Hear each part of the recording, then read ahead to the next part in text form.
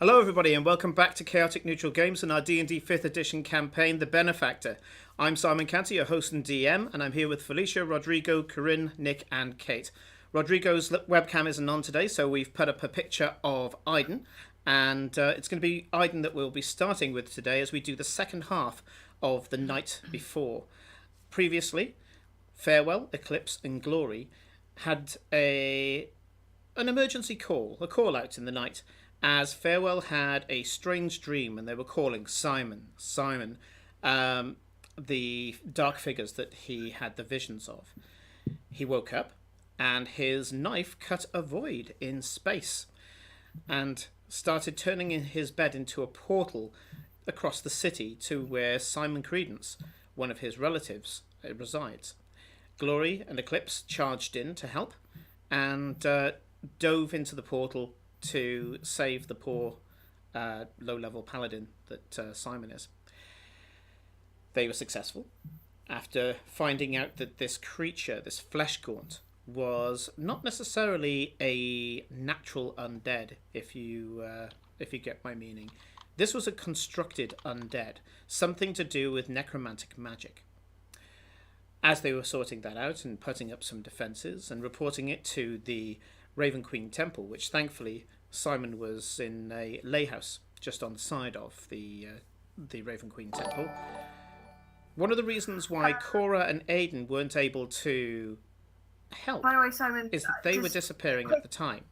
So they are now going to go through what happened to them and why they weren't present for that part of it all. So let me just bring up the audio for everybody else. Hello, everyone.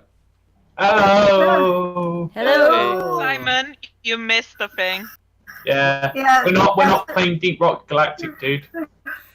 Yep, that's fine. I'll switch that over. I can change that. Yes, thank you. I forgot I had been doing the screen test for Deep Rock Galactic. It turns out my lovely laptop, old though it is, can stream all of this, but it can't play Deep Rock Galactic and stream at the same time. So I'll have to wait until I get the capture card.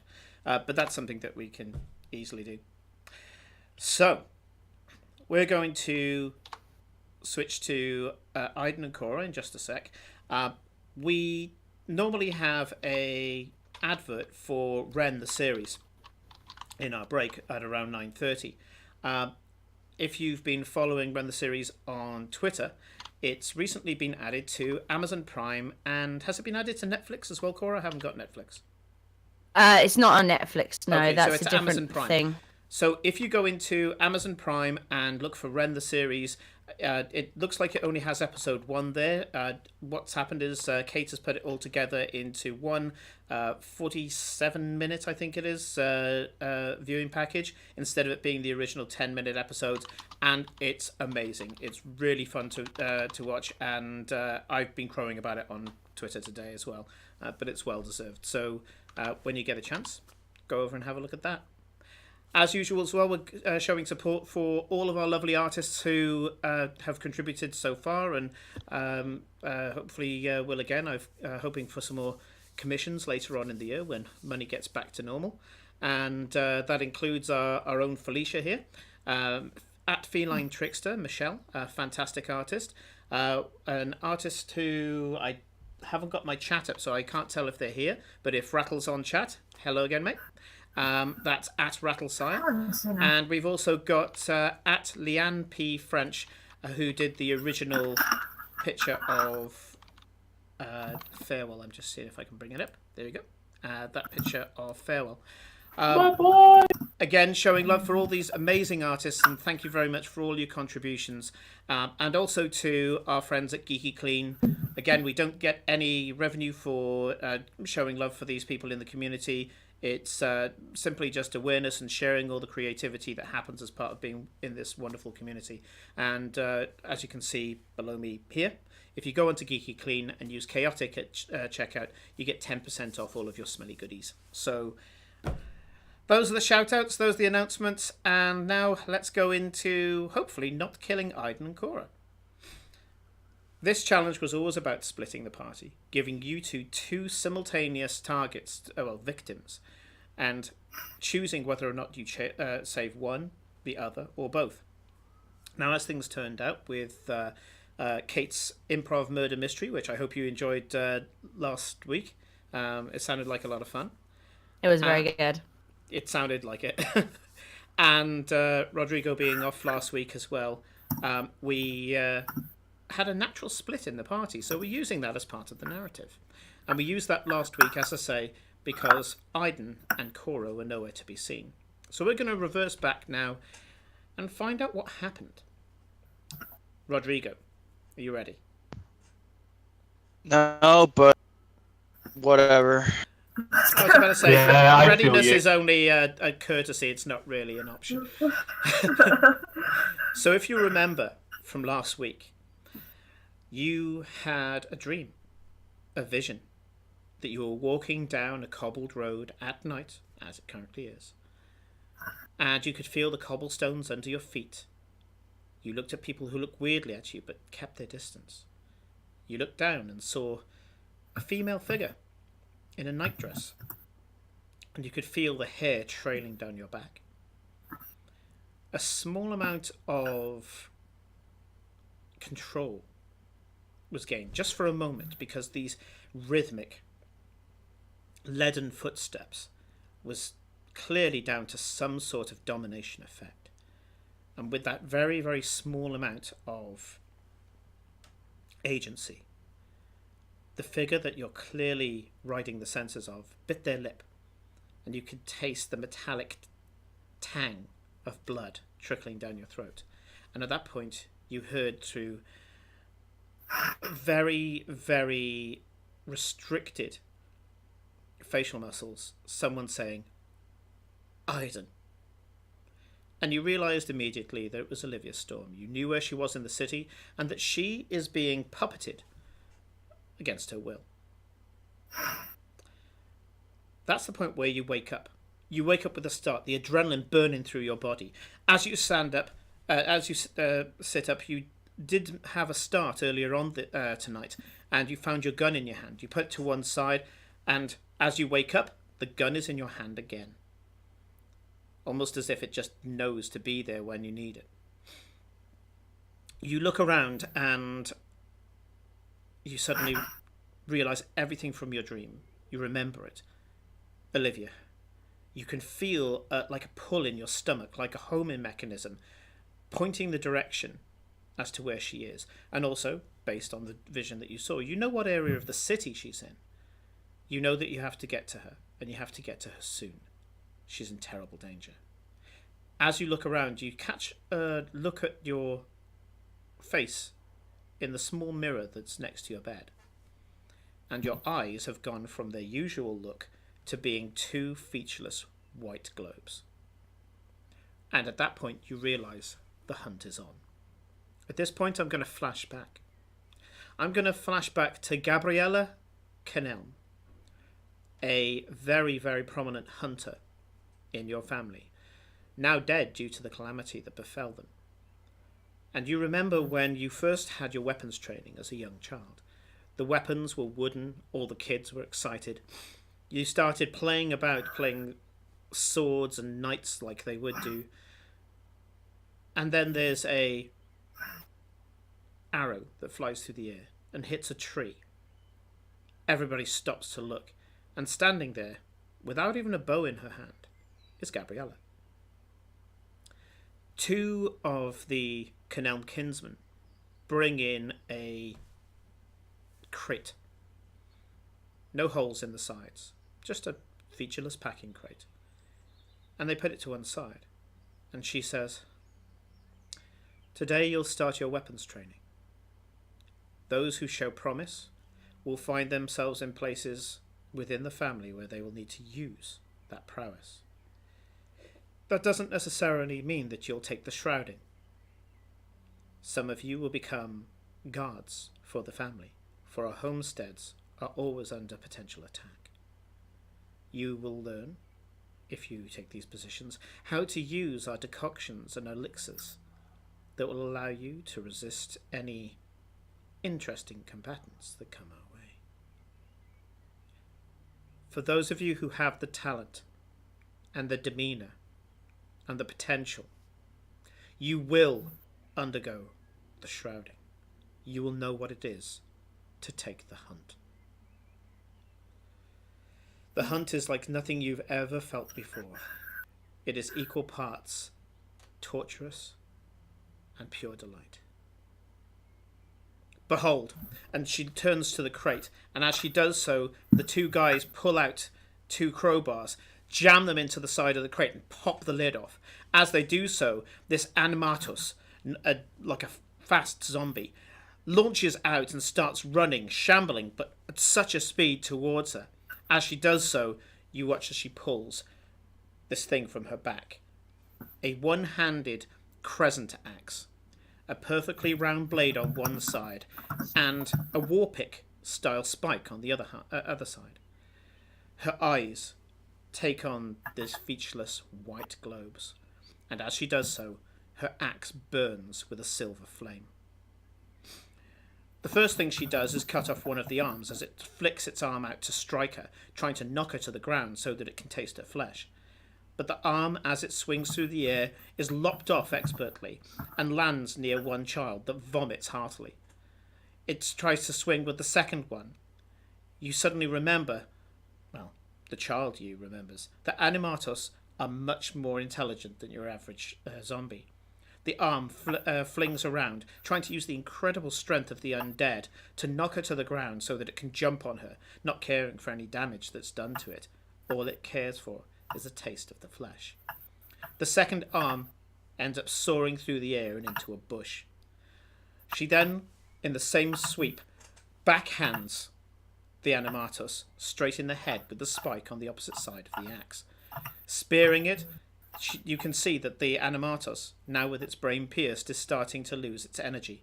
She places her hand on its head, and the entire body gets engulfed in silver fire and becomes nothing but ash.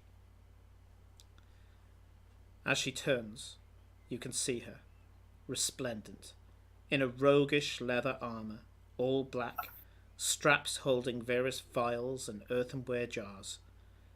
She looks with these bright white eyes, usually a dark hazel. Her long raven-coloured hair trailing down to her mid-back, and these white pearl-like eyes in stark contrast to her amber skin. And you can see the elation. She glows. You can see every vein in her face pulsing with life. Usually she's so wan, so pale, so vacant. But right then, in the hunt, she's more alive than ever. You snap to. No time has passed at all. Your memory suddenly assailing you as you see that the hunt has already begun in your eyes. You feel this elation. You feel this adrenaline going through your body. The hunt is on and you can just feel it. You can feel where you need to be. What are you going to do? Sorry. I grab my shit, kick down the door, and just start heading down as quickly as I can. Okay. And on the way down, I'm going to use the green symbol thing to call Renata. Sure.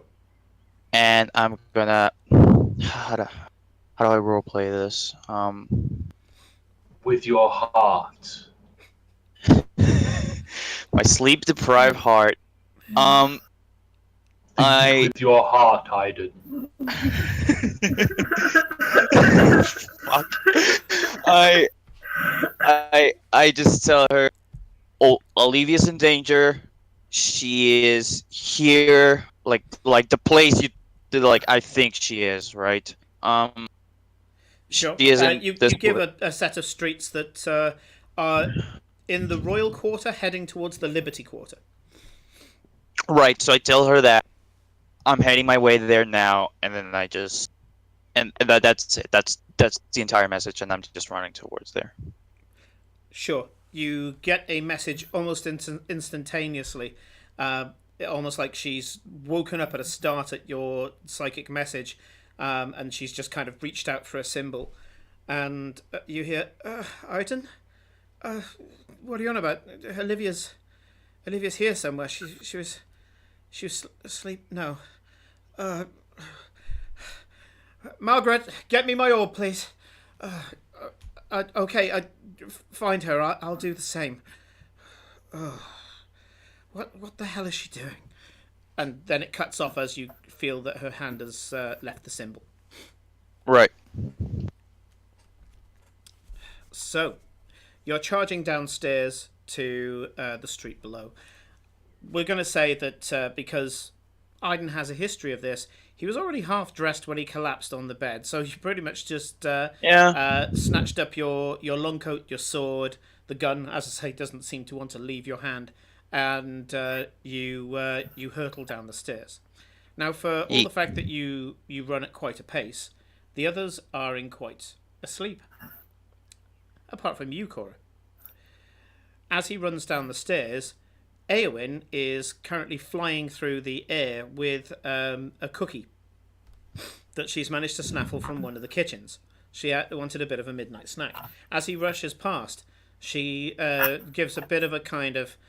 I get a lot of her expressions from Tinkerbell. She kind of stops in midair, wrinkles her brow, purses her lips and goes...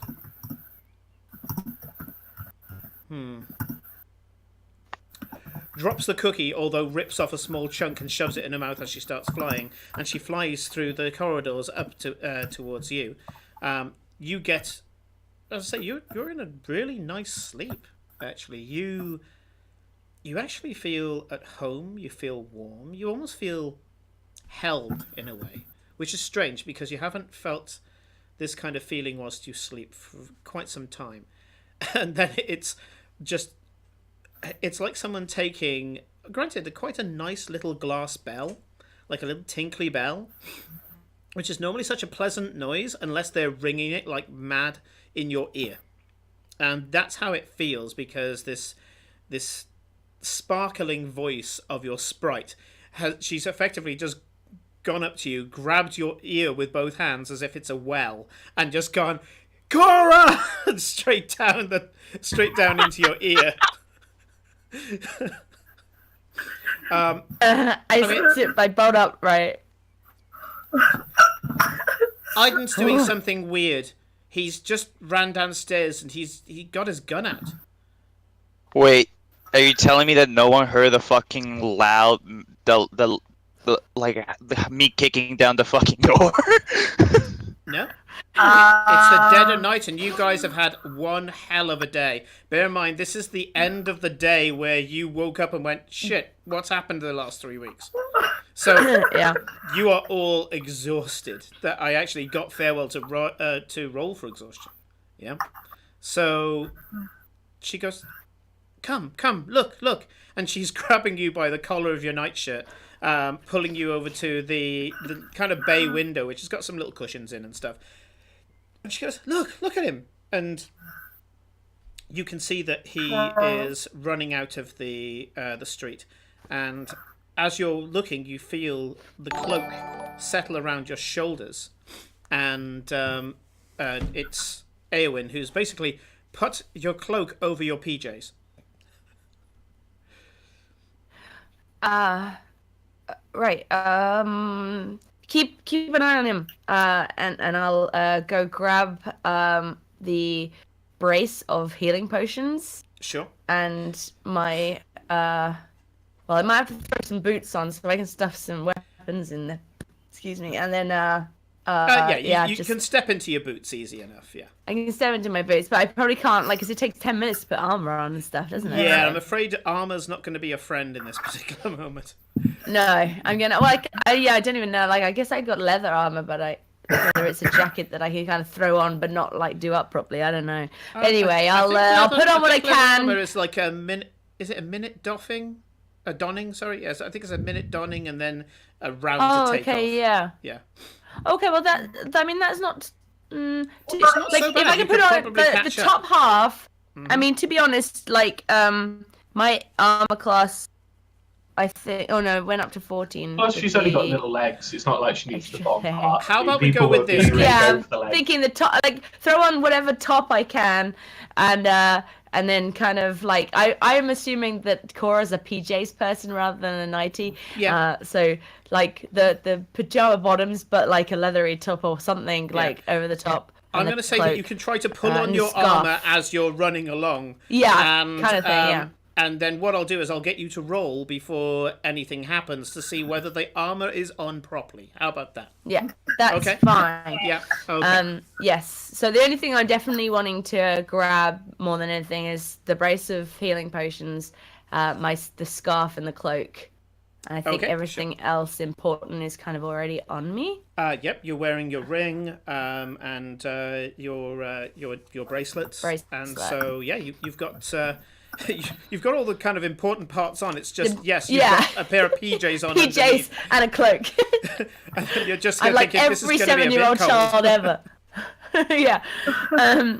Okay. Cool. So hopefully. You're have to catch Arwen is kind of keeping an eye on where he's going. Yeah, so I'm like, because we've got a bit of, I can't remember our communication distance. It's a bit, so hopefully she's sort of keeping in that middle ground, so I can just do this, and then I think last session I leap out of a window, so I'm gonna use that the scarf that I've never used yet, and just sort of loop it round and sort of like kind of as if I'm escaping like as a kid at midnight, down the bedclothes out the window.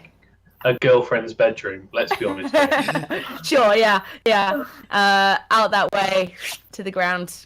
Okay. You said it's like magical enough that it can unloop itself, right? Yeah, so you've played about with your scarf a bit now, and you know that in rope mode, your scarf is actually an animated rope that can tie itself off to things and work a little bit... a little bit like a grappling hook in some cases. It's not like a grappling hook in that it can be fired and pull you to certain places, but what you can do is just throw it out, and if there's something that it can tie off on, it will do so. So yes, that's kind of how I do it for the window. I sort of like, as I go to the window, I kind of whip it back to grab the bed or something and out the window, down, so undo. you throw your scarf, and your scarf is quite a small scarf. It's made for halfling size, but as you do so, you flick it out, and again, you've practiced with this scarf now, and as you do so, it turns into 50 foot of rope. The one end launches to the bedpost, ties itself off, and you find yourself able to abseil down. I'm going to just make you do a single acrobatics or athletics check. The rope does help. That's good, because it's not an amazing roll. Come here, get out of the way. I will do acrobatics, because I got a +2 on that, so 8. 8, okay. You do get not as graceful as I expected it to be. Yeah, it's you're level 7. You're getting into this kind of hero mode now, and you abseil down, but you do give yourself a slight rope burn. So take 1 point of damage as you slide down the rope. That mostly it's pride damage, but let's. Yeah, it's like nobody saw. It's like no one saw a thing. Shit, this really hurts, kind of thing. And as you say, you pull the rope, willing it to untie, and it suddenly shrinks down and turns into a halfling scarf again. You whip it around your neck and run down the street. Awen is making herself obviously visible to you, and she's sending you kind of like little pulses of light because she can do that. And you're following the little pulses of light. And I'm kind of trying to do it as stealthily as possible, but while keeping up. You know the check to make. Yeah, I mean, is he gone quite? Was he like running? Because if he was running, I guess I'd run, and then when I spot him from a distance, I'll slow down. But either way, I'll roll a stealth. Yeah, I'd say Aiden's running, but and I think you just said it is. Cora's very tired. Just like I'm like sleep in the eyes, and that's a decent plus, but still 7 on stealth because I rolled a 2. Sure. Okay. Well, Aiden's quite distracted, so I'm going to say that Aiden can roll perception with disadvantage. He's distracted because of its current predicament, and also people running through the city at night. It happens, and Aiden knows that it happens. He might just choose to ignore it completely, but if you want to, Rodrigo, you can do your perception with disadvantage.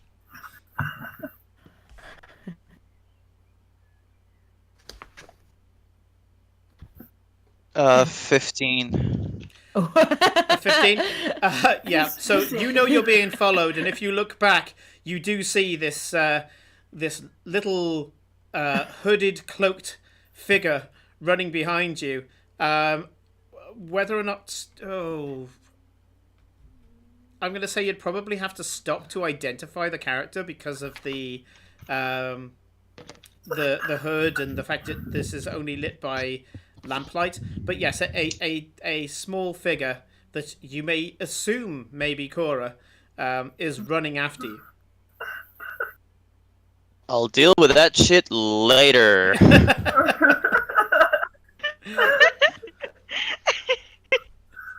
So you start to charge through the streets, and you can feel Aiden as you get closer and closer. You can feel her, and you're there thinking, well, what the hell is this strange bond between you and Olivia? You know, where did you get it from? You know, I mean, farewells. Farewell and Glory's joking aside, you know this is no bond of love between you and Olivia. This is different. You're gonna need some more explanation at some point. And why is it that you helping her out has activated the hunt?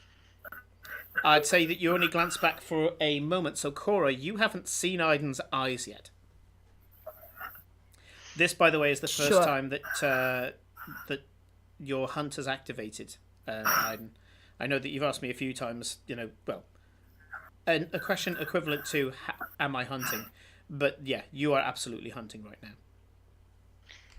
You break into a street, which is a small residential street with no shops, and it's not really a shortcut to anywhere. And for that reason, not many people use it at night.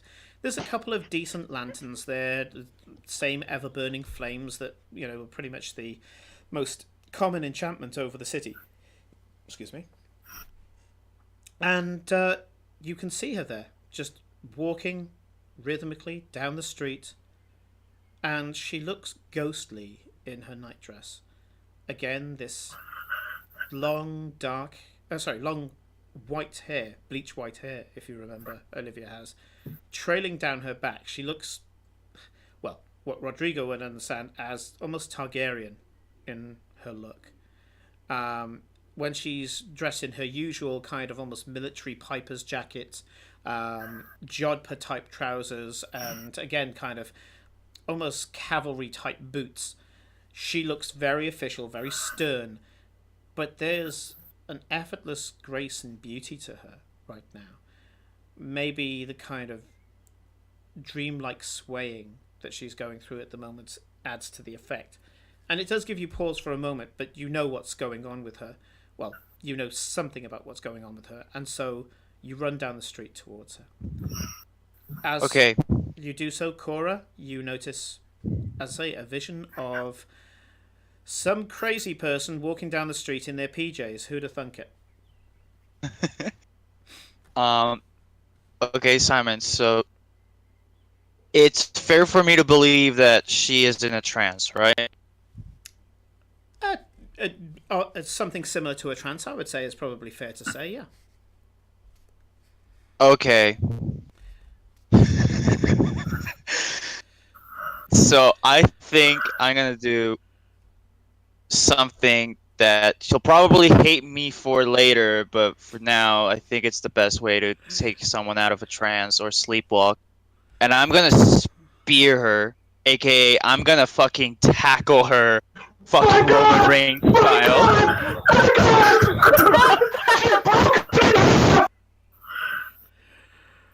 I think you just broke Nick.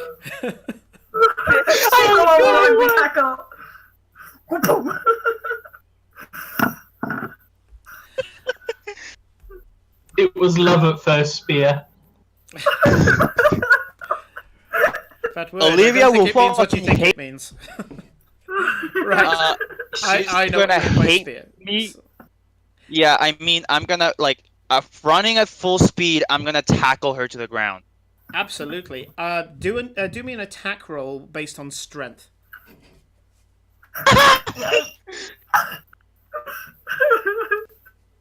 Please roll Oh, wow, well. that's not bad. 17. Absolutely. I think, yeah. She's wearing a nightdress and she's not defending herself. I almost gave you advantage, but I just lowered her AC even further. So, yeah, she's rhythmically boom, boom, boom, boom. And then you just peg her to the ground. She just goes absolutely. I mean, she doesn't even put her arms out to protect her fall because she's currently dominated and she hasn't been told to do that. So as you rugby tackle her to the ground, she just goes oak tree straight down, 90-degree pivot, smack, and you feel a little bit guilty as you hear her skull bounce off the pavement. Ow. Okay. So caring, so loving. So...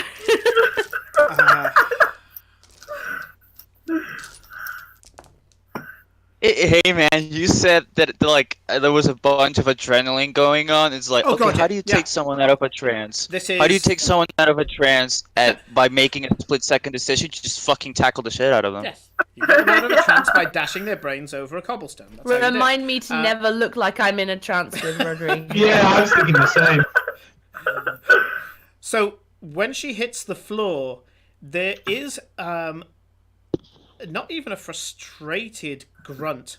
It's an annoyed grunt. It's a furious grunt. As her head hits the thing, she goes, "Ugh!" It's about all she can get out before she very silently tries to get up. But you've got her legs. You rugby tackled her, you already said. So she's trying to get up, but you've got her legs. You notice that when you tackled her, her legs carried on trying to walk. Right. This is gonna be really bad because I have -1 strength, but I'm gonna try to keep her from getting up because I feel like she's gonna try to keep walking to wherever the fuck, and that's not good. Okay, so I'm trying to catch up a bit at this point, just so you know. Cora's like, what the fuck? He's fighting someone, I need to get there. yeah, I'm going to say that you're coming in directly after she does this check. So Fighting. I'm going to say that she's Fighting. going to do it with this because of what's just happened. And okay, she seems in one of the previous episodes, she grabbed your arm and she pulled you to one side. So you've got a gauge of her strength.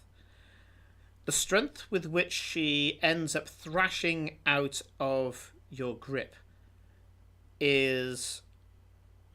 It seems like she's stronger. In a weird way. That is more than fair. Yeah, she seems like she's stronger, like she's holding nothing back. And I'm just going to place where you guys currently are, which street you're on. So just move the marker. You're there. Okay. And at that point, Cora, you run up. And Olivia has just managed to get out of Aiden's arms. Aiden isn't prone or anything like that. He rugby tackled her with more than enough spare. So as she gets up, he's still kind of getting up with her and scrabbling after her. But she's just got this very definite movements to get out of his grasp. Okay, and so I can see it's Olivia, so it's like, Yeah. what is going on, Aiden? What the fuck is wrong with your eyes? At With this an point- accent, because I forgot Cora's accent. And you fed nicely into this, Kate, so thank you very much. Aiden, you detect undead. Oh, shit! What? Where? Ah, But you can't tell where from. You just know that the scent of undeath is in your nostrils, and that is why the hunt is on. Somewhere nearby is a creature of the undead. I tell Cora, no time to explain. By the way, I don't remember because my memory is garbage. Was I there when Cora revealed Awen to us? Yes. I remember the session, but I don't remember me being there. Yeah, you were there when Awen was outed by Noki. Okay. So So I tell Cora, no time to explain. Have your familiar look around. There's someone doing some bullshit nearby. I just need to make sure Olivia doesn't get up. And at that point, Olivia breaks into a sprint. She's walking away. Oh, Olivia breaks into a sprint. A full-on sprint. I'm gonna Okay, use. well that's not gonna happen. I start running and I'm gonna after Olivia because I'm sure that's what Aiden's doing too. And well, in theory, Awen just heard all of that, so I'm like, do it. Look, is what's doing this? It's kind of what I say. And But with your I American look accent. around as well as I. Oh yeah, fuck. Oh, that was with my mind. She has an English accent in her head. Who knew? Yeah, and I mean, I would like to kind of, while running after Olivia, kind of be looking around as well. Sure. Do me a perception check.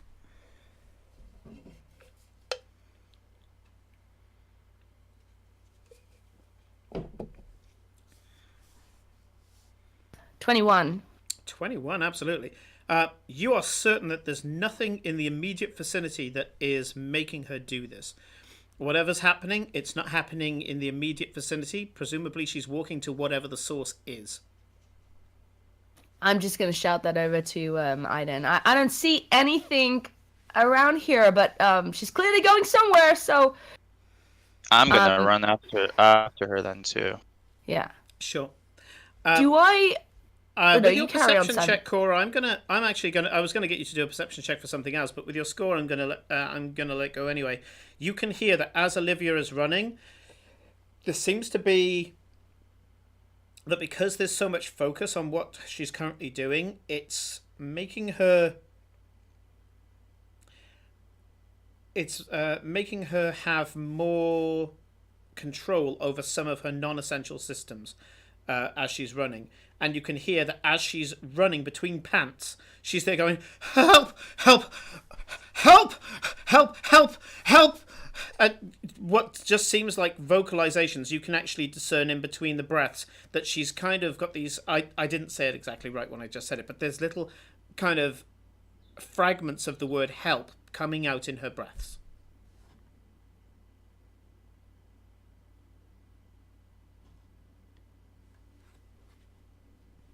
And I'm talking with my hot thing. I'm gonna this is a good idea. I'm gonna cast Hold Person. Okay. What's your DC? That is a good question. It is 14. Well, I rolled a 5, so you throw out one of your spells, and it hits immediately, and she locks in place, completely held, to the point where it takes effect so quickly that she falls over. So she's just there, kind of bound on the floor. Shit. I'm gonna. Well, if me or Aiden, I'm gonna go over and try and roll her over and try and see if she can. If she's held, can she still speak? I can't remember if the. No, she can't speak. Shit. Oops. Shit. I didn't know what else to do. I kind of. That's fair. We need to know where she was going, but can I make any sort of I'm not very intelligent, but can I make any sort of intelligent check as to where I think she was running to from my knowledge of the city? Based on the direction she's going in, the only major area that she could be going to here is either out of the city, but if she was going out of the city in any direction, she would have gone past the what would it be? The northeastern gate, what's known as the Crown Gate. But she ran past that to get to this street.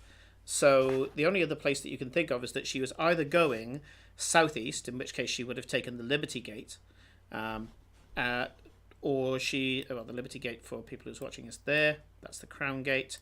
And so the only thing you can think of is that she was going to the Liberty Quarter. Yeah. it's at that point where you're thinking, okay, so where could we go? And there's no role for that because you've got the urchin background. You know the city very well. This is your city. And as you are figuring that out, and you can see this, pair of... Well, you turn into a robot all of a sudden. You're back. This pair of manic-looking eyes, these paralyzed eyes just manically looking out at you, you hear a voice. Interfering fools. Go, kill the girl. But don't kill the boy. Bring him to the master. This one is interesting. He is unique, like the wench. Bring them both. Bring them to me. And the air starts to shimmer. And as the Aiden, does he hear the same? Do we both hear it? Aiden hears exactly the same thing. And as you hear this voice, the air shimmers, and a hound steps out of some sort of rift. Do me just a quick Arcana check.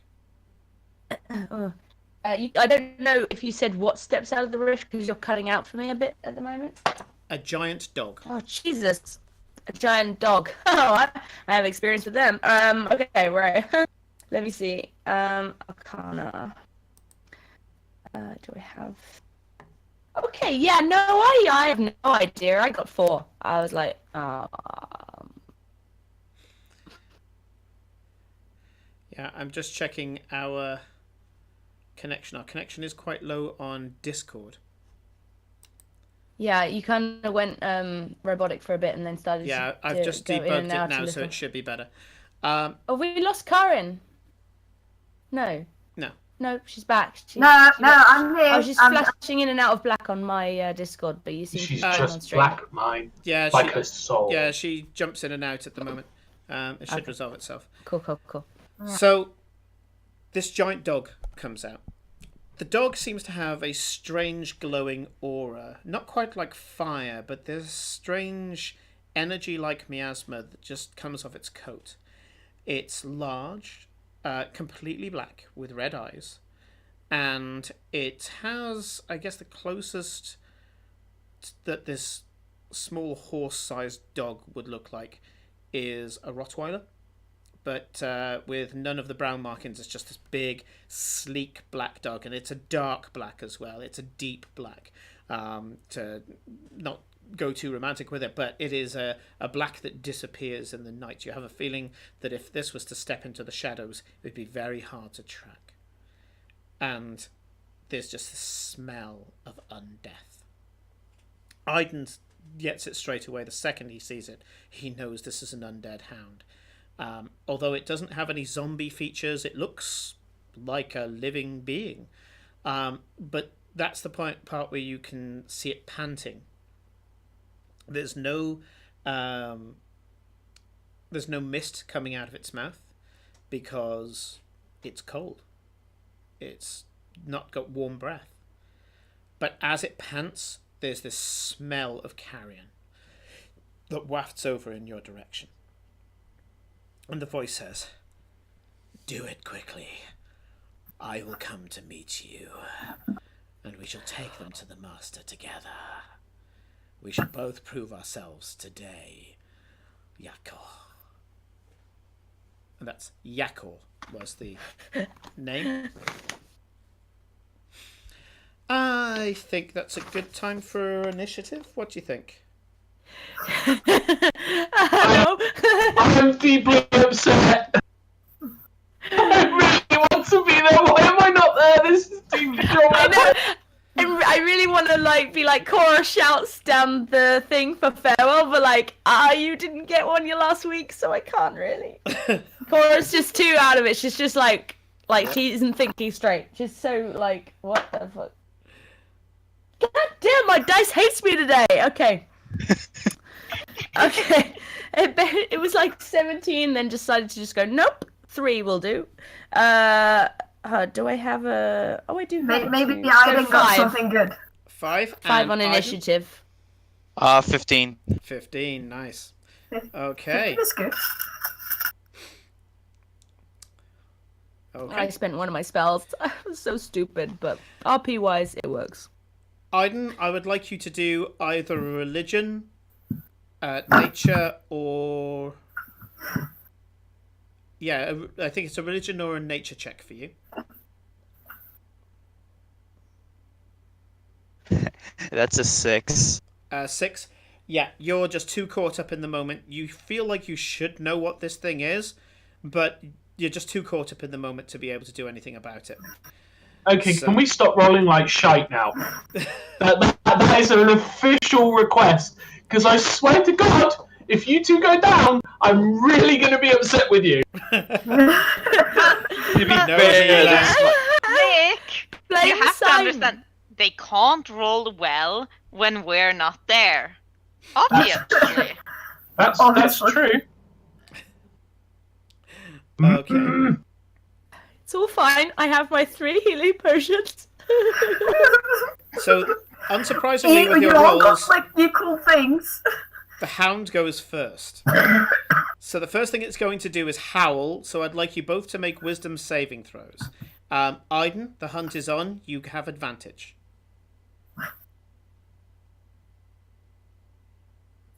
That's good.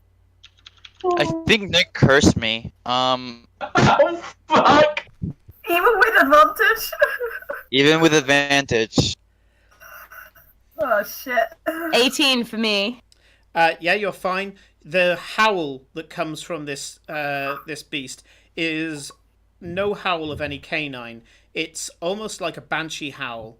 As it resonates through the air, you realize it's not coming in through your ears; it's coming in through your mind, and you manage to resist the piercing, soul-rending fear that could have passed into your soul. Aiden, 13. 13. Just. Oh. You hit the DC on the nose. Well done. It almost catches you off guard. You are now both immune to this effect for 24 hours. And By the way, just to make this even more horrible, with advantage, I rolled a 6 and a 7. wow. Yay! But that means you got a very good plus on your wisdom modifier and save. Okay, it's going to charge at Cora because the sneering voice that that was commanding it said that it could kill the girl. So, out of the 3 targets, the one that it likes the most is the one that it's allowed to devour the flesh of. Do you remember that roll that we talked about earlier, Kate? Do me a dexterity check with proficiency to see if you put your armor on correctly. Big rolls, no whammies. That's when the natural 20 comes in. Yeah, as you were running along, you were putting it on almost with muscle memory. You weren't even noticing you were doing it. Your armor is on. You have the AC on your character sheet, so you don't just have your 10 plus dex. You have your proper AC as it runs in for the attack, and it's going to charge at you, and it kind of bites and shakes at the same time. So it's going to trying to bite and rip. So let's have a go, shall we? It gets an 11. Wow. Yeah.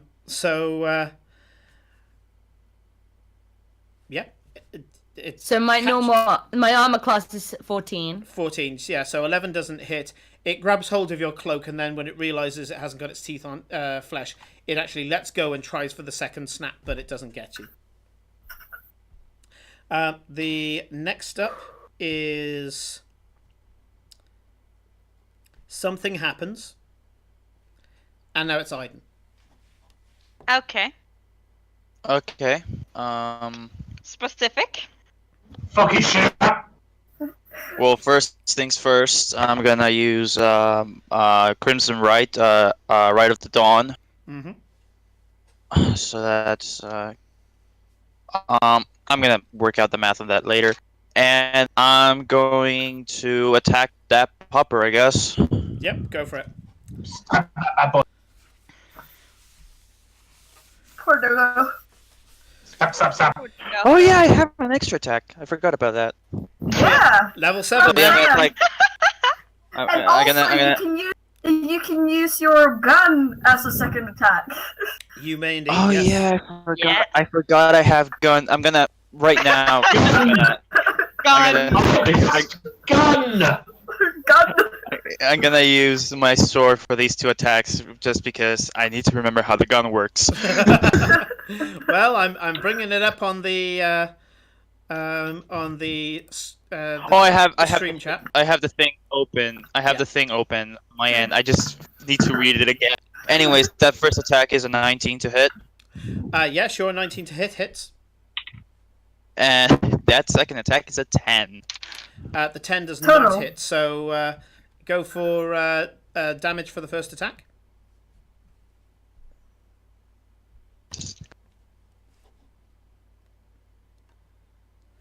Oh my god, this is atrocious. You get right damage. 1 and 1. That's 11 points of damage. Okay, 11 points of damage.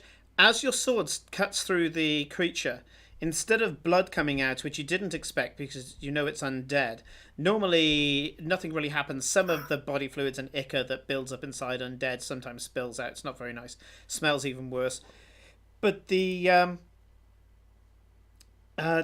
something happens which you haven't really seen before, and that is when you cut through it, the wounds bleed purple fire. And as the wound opens, it's not living flesh, but dead flesh underneath. Despite this beautiful, immaculate, black, oily coat that this dog has, you can tell inside it's dead. And there's a purple glow. Not only is it bleeding purple fire, but there's a purple glow inside the creature itself. So that's your turn. Cora, what are you going to do? It's bearing down on you at the moment. I am just gonna fire 2 Eldritch blasts at it. Okay, you're in melee, so these are at disadvantage unless you No, find a way then back oh in. right, I'm in melee.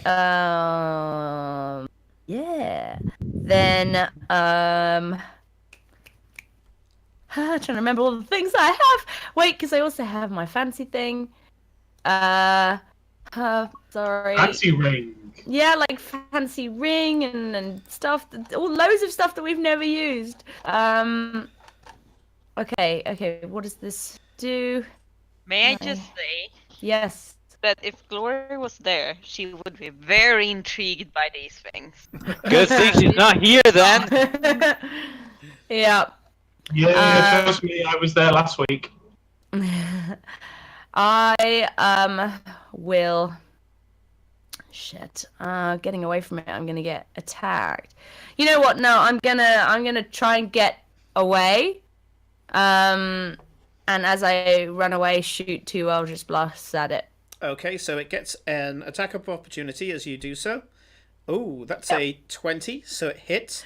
Take 12. Simon. I'm gonna use my reaction to use Blood Curse of the Eyeless amplified, so it gets disadvantage on this attack, and the next one it does. Okay. So on a disadvantage, the second roll is a 21, so it hits either way, but it will get it on the next attack as well. So Cora, take 12 points of piercing damage, and I need you to do a strength saving throw. Ooh. Ow! Strength save is 14. 14. On the nose. Again. Oh my god! Yeah, you know that bite, basically it would have bitten you, and then it would have just thrashed its neck around, and it would have thrown you to the floor prone. Yeah. Right. So you've taken your 12 points of damage, but you have managed to get away. You haven't disengaged, but you're no longer engaged with the thing. You may now take your Eldritch Blasts. Okay. I will. God, remind myself what an Eldritch Blast is. It's a D10, but I get 2 of them. It's a spell. I realized that. It's more that I'm yours agonizing now. You what? I'm agonizing now. I don't know. I'm kind of. I think I had to choose that. Like, I'm looking at D&D Beyond. It doesn't say agonizing, and it just. Does it give the damage as 1d10 plus your charisma modifier? It's 1d10 plus 7, but I think That's the but you can do agonizing 2 beams. Oh, Yeah, really? that's your agonizing. Okay, cool. So it's, but Plus it is 7's just a lot, though. No, the +7 will be what she adds on to her attack roll. Okay, right, fair enough. Yeah. So plus 7 and it's a d10. Let me have a look at her character sheet. 1 second. Yeah. Feel free to have a look. Check I'm not messing up. So, because I thought I rolled 2d10, but I might be wrong. So it's 1d10, but No, then I'm doing is- it twice. You're doing it twice. So the way that Eldritch Blast works compared to other cantrips, when you hit 5, you get 2 damage dice, and then when you go to, I think it's 8, it's 3 damage dice, and so on. Eldritch Blast is different by the fact that it, instead of going and attacking once and having a damage, multiple damage dice, you attack multiple times. So it's like the magic missile of cantrips. Yes, and you can in theory split them between different people, which is good. But Yes, you anyway, can. And also, It's not if you agonizing, it's just bog standard. Okay, so Yeah, and if 2d10 you got is still agonizing decent. blast, if 14. if you have agonizing blast as well, you get to add your charisma modifier onto the damage, Yes. which is generally a combo chosen. Yeah, anyway. So Yeah, 14 I hits obviously picked something else, I guess. So 14 does hit. No, I wasn't rolling to hit. That was 2d10. That was damage. So You've got to I need to roll a hit first then. Yeah. Fucking heck. That's where the +7 comes in, isn't Yeah. it? Yep. Yes. Who's good at maths? 8 plus 7. 8 plus 7 Is is 15. 15. 15. That hits, so roll 1d10. Oh, I rolled 2 already. Okay, That so was what what did I the was first just- one say? 9. Okay, so 9 points of damage. Now roll to hit again. Oh yeah, you're right. 6 plus 7, which is 12, 13. 13. So that one doesn't hit, so the second dice doesn't get applied. It's one of the Yeah, nice things cool. about Eldritch Blast Forgot. is that where other cantrips are kind of hit-miss, you can have like a partial hit on an Eldritch Blast. Because one of the bolts might hit and another one might miss. So it's kind of a little more reliable. Yes. But you do have to hit with all of them to apply maximum damage, so it evens out. I think the thing I did with the Eldritch Blast was not agonizing, but I improved my range, so I've got a 300-foot range. Oh on yeah, it you now. got, in that case, yeah, you got sniper, yeah. Yeah, I took that instead. Which can be really good if you can get to high ground. You can basically follow someone through the city with the Eldritch Blast just running along rooftops. Yeah. Talking of which, although she doesn't have much movement, where are we, and is there a way for me to try and get some cover or something? Because obviously I don't have very much movement, but I want to get away from this dog. There are some items that are in the street that you could get cover behind, especially considering your size small. But before we get too far away from the event, you still need to make a Constitution saving throw for the whole person that you had on Olivia. Yeah. Because you took 12 points of damage. Oh yeah. I'm trying to decide whether I want to release her anyway. It's a natural 20. So You still have a hold. So I'm gonna can I use a free action just to quickly shout to Aiden? Should I let her go and see what he says? Sure, yeah, that's fine. Okay, so that's Cora's turn. It's back round to the Hound. So I'm going to say, Cora, if you were trying to avoid the dog, the best way to do it would basically be run round the other side of Aiden to put Aiden between you and the dog. Yes.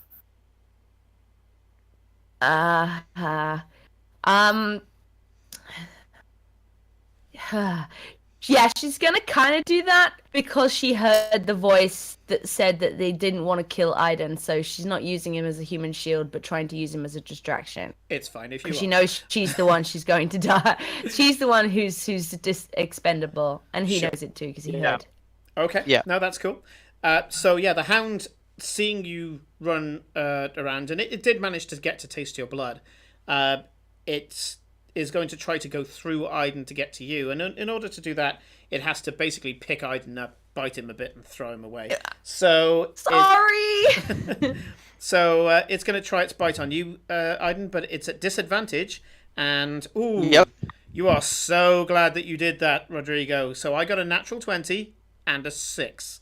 And I don't think that a 12 is going to hit you. So you nerfed the natural 20. And yeah, that would have been nasty. That would have been, yeah.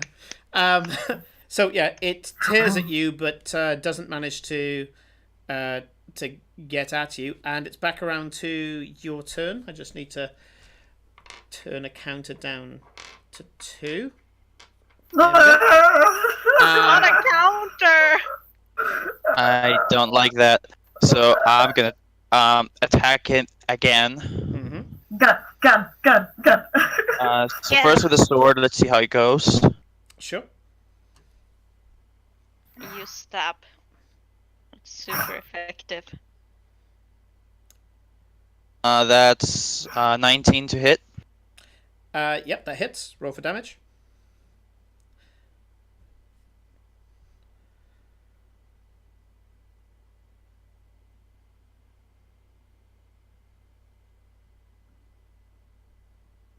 That's 16 points of damage. Wow. Okay. Really decent amount of damage. So this also for Kate. Obviously, when your Eldritch Blast hit, one of the Eldritch Blast hits, a piece of flesh just sloughed off, like it was only loosely on in the first place. Even though this thing didn't look undead when it was first appeared, the slightest amount of damage is making it look more and more undead as the flesh just kind of comes off very like cooked meat. It just doesn't stick to the bones. And similarly, your sword comes around as your first attack, Aiden, and more of this purple fire pours out. Do me a religion check. Oof. Oh my god, really? That's 11. You're just in the moment. You're fighting.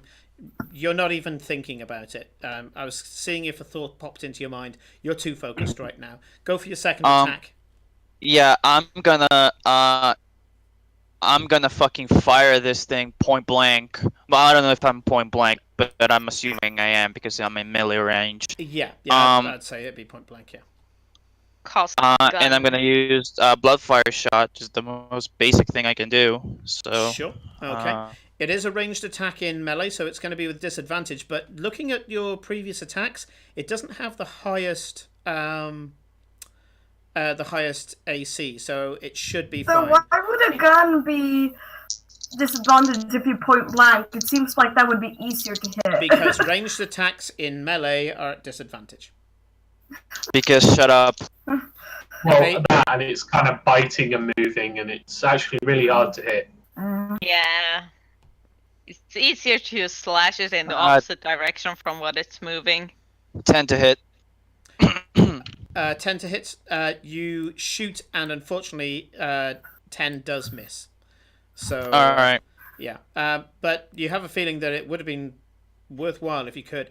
I'm just looking at it now, and the Lumen Discharge, which is, instead of it being to hit as a dex save, that will work happily at point blank range. That's effectively a shotgun. I'm gonna save that because I'm reading it right now, and I think I wanna use that on something more dangerous than undead doggo. Well, at the moment, you don't have a finesse point to use, but you will get I thought a I had finesse one. point. No, that left at the end of Okay. the session. I've kept Glory's one because technically this is all one session, and so it might come in useful. But just to look at the Witchlock pistol here. It says the user regains a finesse point when receiving 13 points of damage or more from a single attack or effect. So if the dog does you 13 points of damage or more, you get the finesse point, so you can turn around and use the shotgun. Oh yeah, but if I take 13 points of damage, that's not. Yeah, sure, that's an insignificant amount of damage. Sure. Well, it kind of pays you just in case you do get a decent hit. So if you do get a nasty hit, then it pays you a bit of compensation. Next up is Cora. Okay. Cora is hold on. He's looking at her fancy rings. Cora is gonna try this flaming vitriol or whatever, where I cast a dragon breath. Wait, upon myself? Yep. So the spell Dragon Breath allows someone to breathe fire as an action.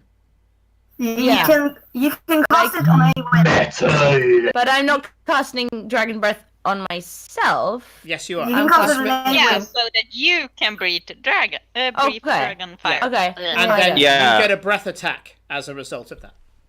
But you can Okay. also cast it on other things. You can cast it on Aiden or Awen. That's why. No, the ring only allows her to cast it on herself. Oh, okay. I thought it was one of her spells, like the normal. Like So, normal spell. oh yeah, I don't have I need to bring up the details for dragon breath then, don't I? Because it's, but I have that on my other character, and it's a 15-foot cone, right? Yep, it's a Depends on 15-foot what cone, breath. and the Something like DC is going to be 8 plus your. It's just spell mod, isn't it? It's your spell mod. Sorry, yeah, it's your spell mod. Yeah. Yeah, Okay. as in your spell. Where is the dog now in comparison to me? The dog, I'm going to say you're probably about 20 foot away. You could step forward quite happily, cast Dragon Breath on yourself as a bonus action, which I don't think I specified on the ring. It's a bonus action. And then if you want, you can just use your action to... Oh, it's a bonus action to do it, and then a breath to... And then an action to use the breath, yeah. Yeah. Yeah. Yeah, okay, I'm gonna do it. Okay, so spend 3 charges on your ring, so tick those charges off. And as you grip the ring in your hand into a fist to activate it, you can feel fire pouring through your blood and hit your heart. As you do so, there's this sudden tension throughout your body as you allow some of this strange emotional magic suffuse with your being. You step forward, and this isn't Dragon Breath. Dragon Breath is a breathing on somebody. This is Flaming Vitriol, as it says on the tin. The spell effect is Dragon Breath. You start to kind of tap into the magic. It's an instinctive magic, so you don't have to figure it out. The ring tells you how to use it. And you suddenly conjure up hatred for the being in front of you. Not a difficult thing. I mean, it took a chunk out of you. Its mission is to destroy you. It hasn't got a soul. There's nothing to love about this creature. So it's not too hard to just want this thing to end. And as you do so, you open your mouth not to breathe, but to speak. And just as you're about to say a word of absolute hatred, or a phrase of absolute hatred, instead, fire just spills out of your mouth, almost as if the words catch fire as they leave your lips, and a spray happens in front of this gigantic hound. I've got to do a dex saving throw, so let me do that. I would like to just add that if it's possible, because I was gonna shout something. So if I can shout it, and as the words come out, they burst into flames. Yeah. That would be cool. Because I was gonna shout,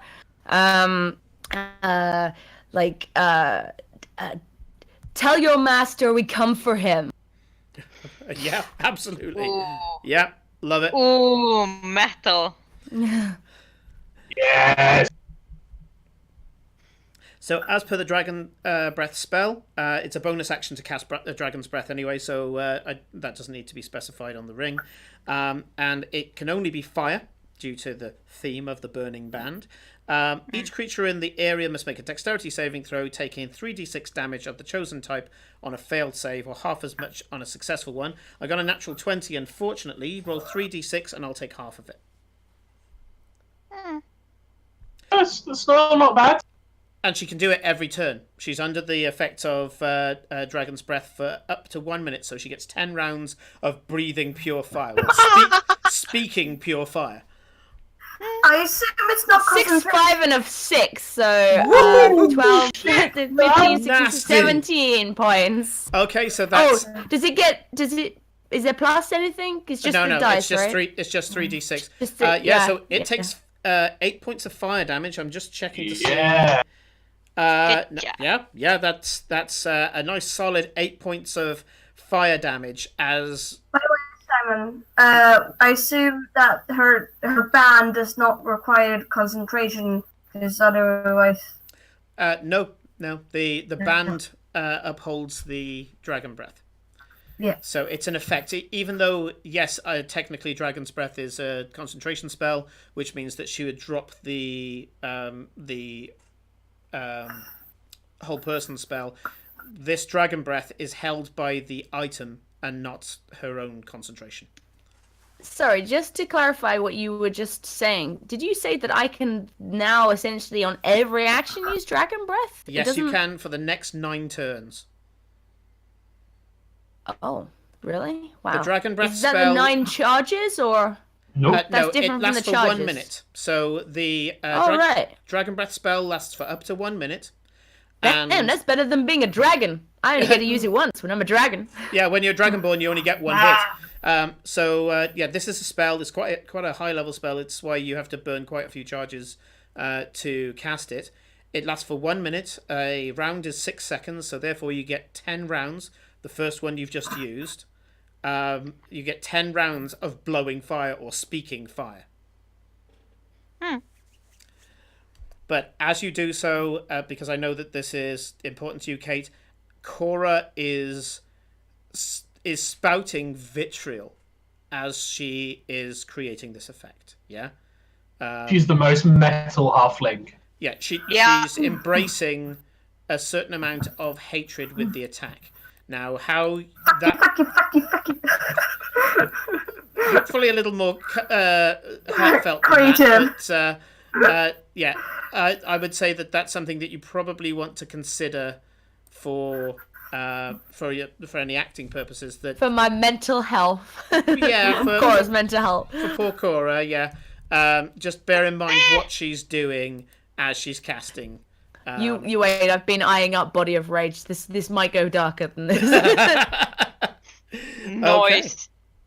So I mean, sanity you is just watch. like... Aiden, you don't I've hear the words, older. by the way. The words don't actually turn into sound. They ignite before they turn into sound. So you just watch as Cora goes to say some magic words. The magic words largely are variations on "fuck you, fuck you, fuck you." Get But bent. But as far as you know, she's saying some mystic magic words, and those magic words come out as flame. So it goes back around to El Doggo, and Doggo is going to do one more try to hit Aiden. And Doggo. wow, that really a 2? Get ready! A frickin' 2. I mean, I know it's a tank, but a 2. I've got to put my counter down to 1 now. Where's the 1? Here's the thing, Simon. You didn't know that I also took, when I leveled up, I took the blood curse of give the DM bad rolls, which I used in my last turn. Yes. Yes, the blood curse of Wheaton touches your dice. I've heard of this. Background to Aiden then.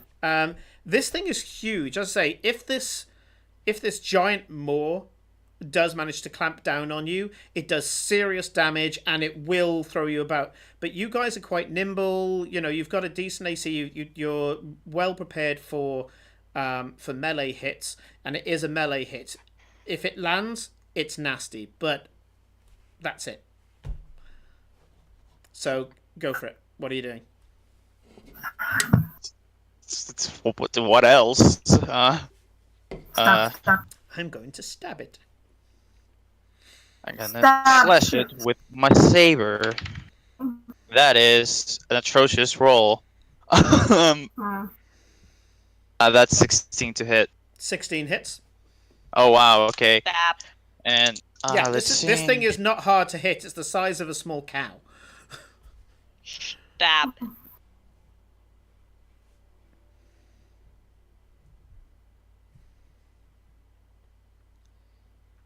14 points of damage. Oof, nice.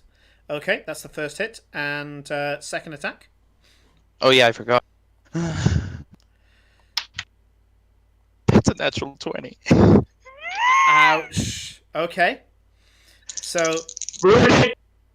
you get a nice part of its flank. The first one hits, and then you just realize you can set yourself up for a heaven to earth strike, and you just bring the blade down. Roll for damage. Oh, it's not gonna like that. Go on. And don't forget it doubles your radiant stuff as well. Your radiant dice. Yeah.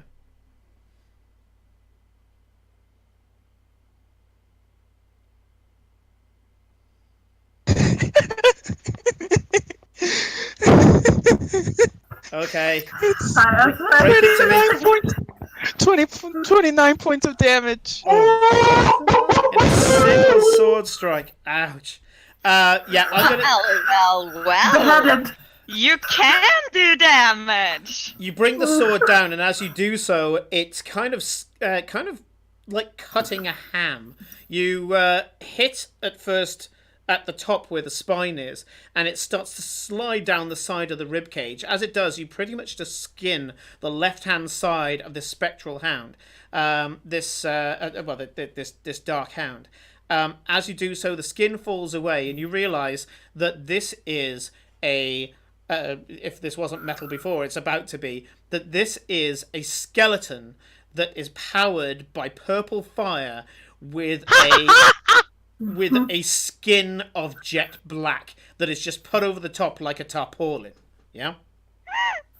Right. You Did you climb behead into it? it, and as you do so, the damage that you're doing is also making a lot of this fire just spill out all over the place.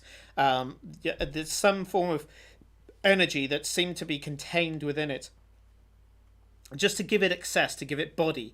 It's still standing. It isn't having any negative effects to the amount of damage that you're giving it, and you know this of the undead. They just keep plowing on. But it looks at you and looks at its exposed side, and as you catch its eyes, you realize, hang on, this thing's intelligent. It's not doing very well right now, but it's intelligent. Cora, your turn.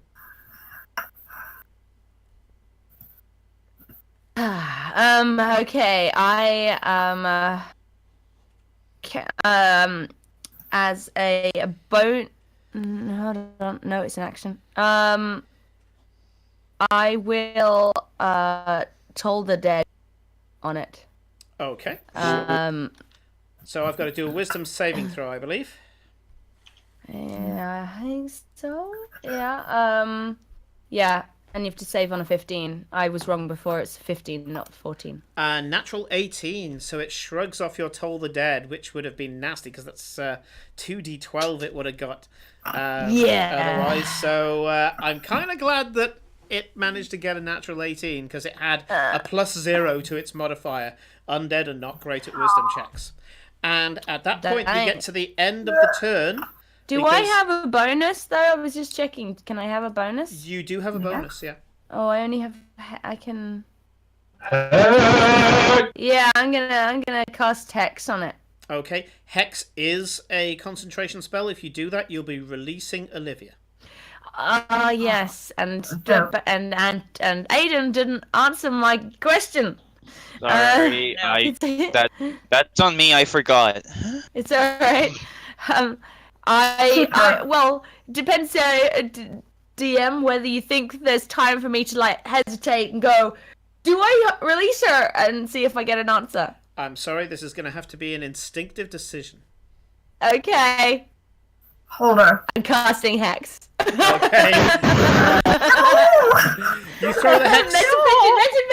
Metavision.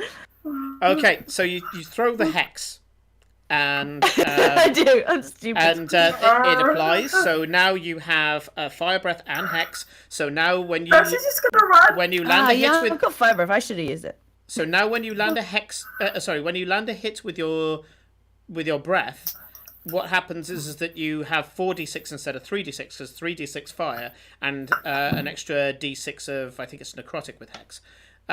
So your fire breath has just become a little more souped up as a result. Yep. It's at that point at the end of your turn that you hear a kind of bamf, bamf, bamf across the rooftops, and you see a figure pop appear on a rooftop near you, around about, I'd say about 80 foot away. And the voice, and you know it comes from the figure, says, "You fool. You couldn't even take down prey like this. You do not deserve the Master's mercy. I hope he makes your head into some form of table ornament." And you can see that this creature is starting to move its hands, and as it moves its hands, there's a purple energy swirling between them. But it's not his turn yet. It's the Hound's turn, and the Hound disappears. Not yet. It takes a bite at Aiden first. Why do you keep biting Aiden? So Because you're hiding behind him. a 14 to I hit Aiden. came forward to like do the fire thing. When you did the fire thing, you were 15 foot away. 15-foot cone means you can stand. Is well Aiden back. right standing next to him then? Yeah, but remember, Yeah. Aiden's got crazy AC compared to you. Yeah, So that's true. Yeah, it's more. I of kind a, of imagine that Cora was actually peeking out between his knees and like breathing fire at it that way. Yeah. So like Alan stood there and he's got this little halfling between his knees, and there's just he's got suddenly this this flamethrower between his legs. I just imagined that. I think That Cora is thought that like- Aiden wouldn't be I getting don't attacked. know what is. I am sorry. But that is a euphemism. So Does it burn when you pee? God. So Aiden, I'm assuming a 14 doesn't hit you in your current level 7 state. Nope. Nope. So it tries to snap at you, and again you see this intelligence in its eyes as it gives a kind of typical doggy huff of disappointed dog, and you get this horrible smell of carrion, this rotten flesh smell that just gets huffed into your face, and as it does so, it disappears. The Hound is gone. However, the creature that's on top of the roof is going to let loose the ribbons of energy that he has called together. The twisting purple energy form goes towards you and Cora, who are roughly in the same space as roughly in the same area as we've already established. The energy quite clearly isn't going to hit you. You don't feel the need to jump out of the way, and as it hits the ground, you're like, "Ha! You missed," and then everything goes dark. As everything goes dark, you're there thinking, what's that? What's that sound? And there's this sound of whispers. This. Where is Renata? And Where's Renata? and you also hear this wet slapping sound. This slapping, Slap, slurping, slap. writhing sound. And at that point, both you and Cora feel this serpentine feature wriggle around your legs, around your feet, around your knees. Like, no, not serpents. Tentacles.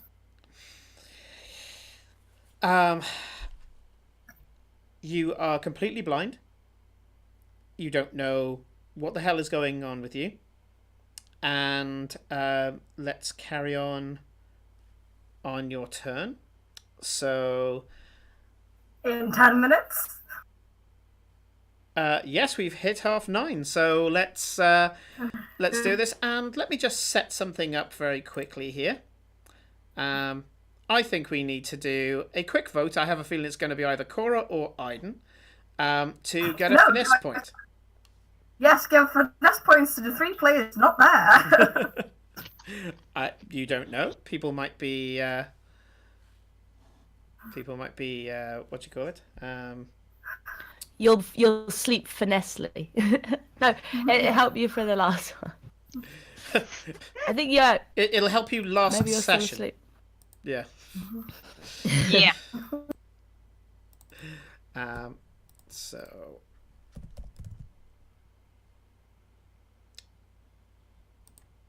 This is going to be on Stream Poll. I'll put the link in just a sec.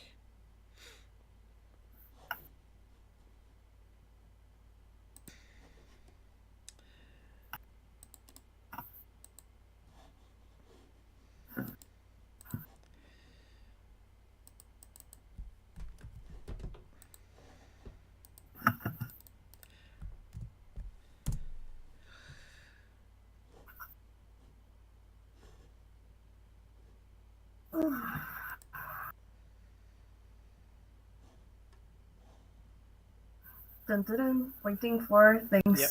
Waiting for it to generate the poll, and there we go. You could just stick the poll up during the break. Yes, I could. So I will do that in the chat. I'm in the middle of typing it now, but I will go to break now, and you guys can get started on the poll. So we will see you guys in about 10 minutes.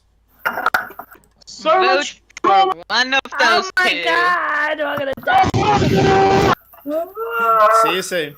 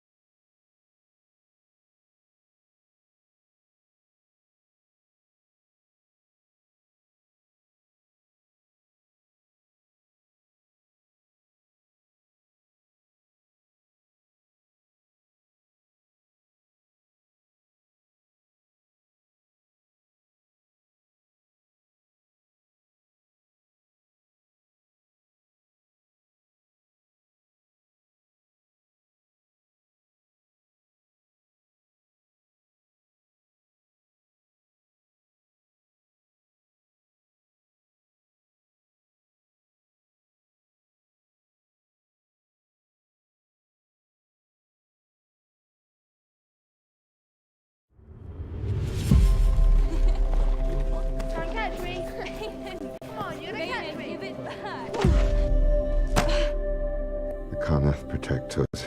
Why don't you like them? You don't know them as I do. I know they saved us from the marked ones. There's only one reason why they're being Lingard.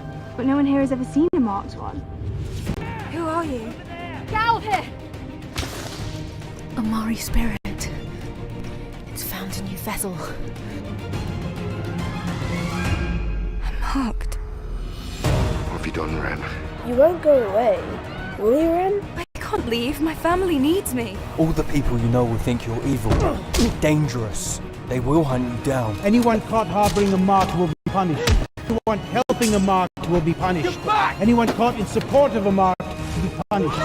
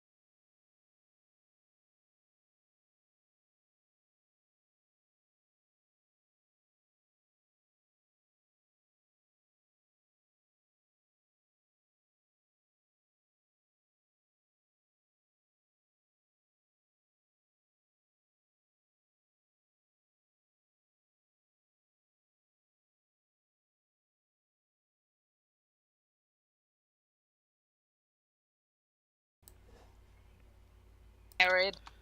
Welcome back, Don't worry. everybody. And let's bring up the rest of the players. Hello. So, at a vote of 4-1, Aiden has won the finesse point. So, let's just put that up for him. There we go. Thank you. I will most likely disappoint you. Yeah, and I don't hate you all. God damn you. You are a little rage monster. They're fueling tonight. they're fueling the rage. It's good for you.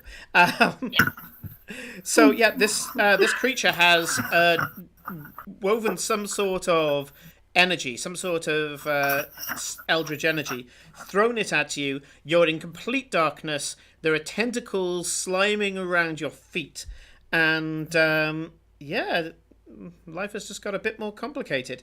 So we're going to Aiden's turn first. I would like you to take 4 points of cold damage, Aiden, because this darkness is also completely devoid of heat. Useful. Okay.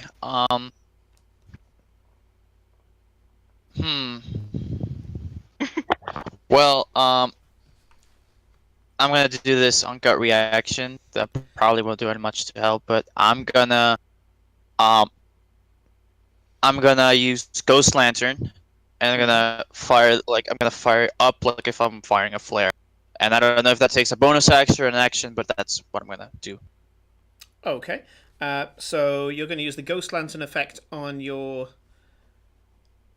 item. So it says here you can cast the light spell from this weapon, except the light is a sickly green color and can only be seen by blood hunters. So no one else will see this, only you will see this. And you fire it up, and you see nothing. You can't even see the gun in front of your face. And there's nobody outside of this area of effect that can see this. There is somebody who sees it, obviously.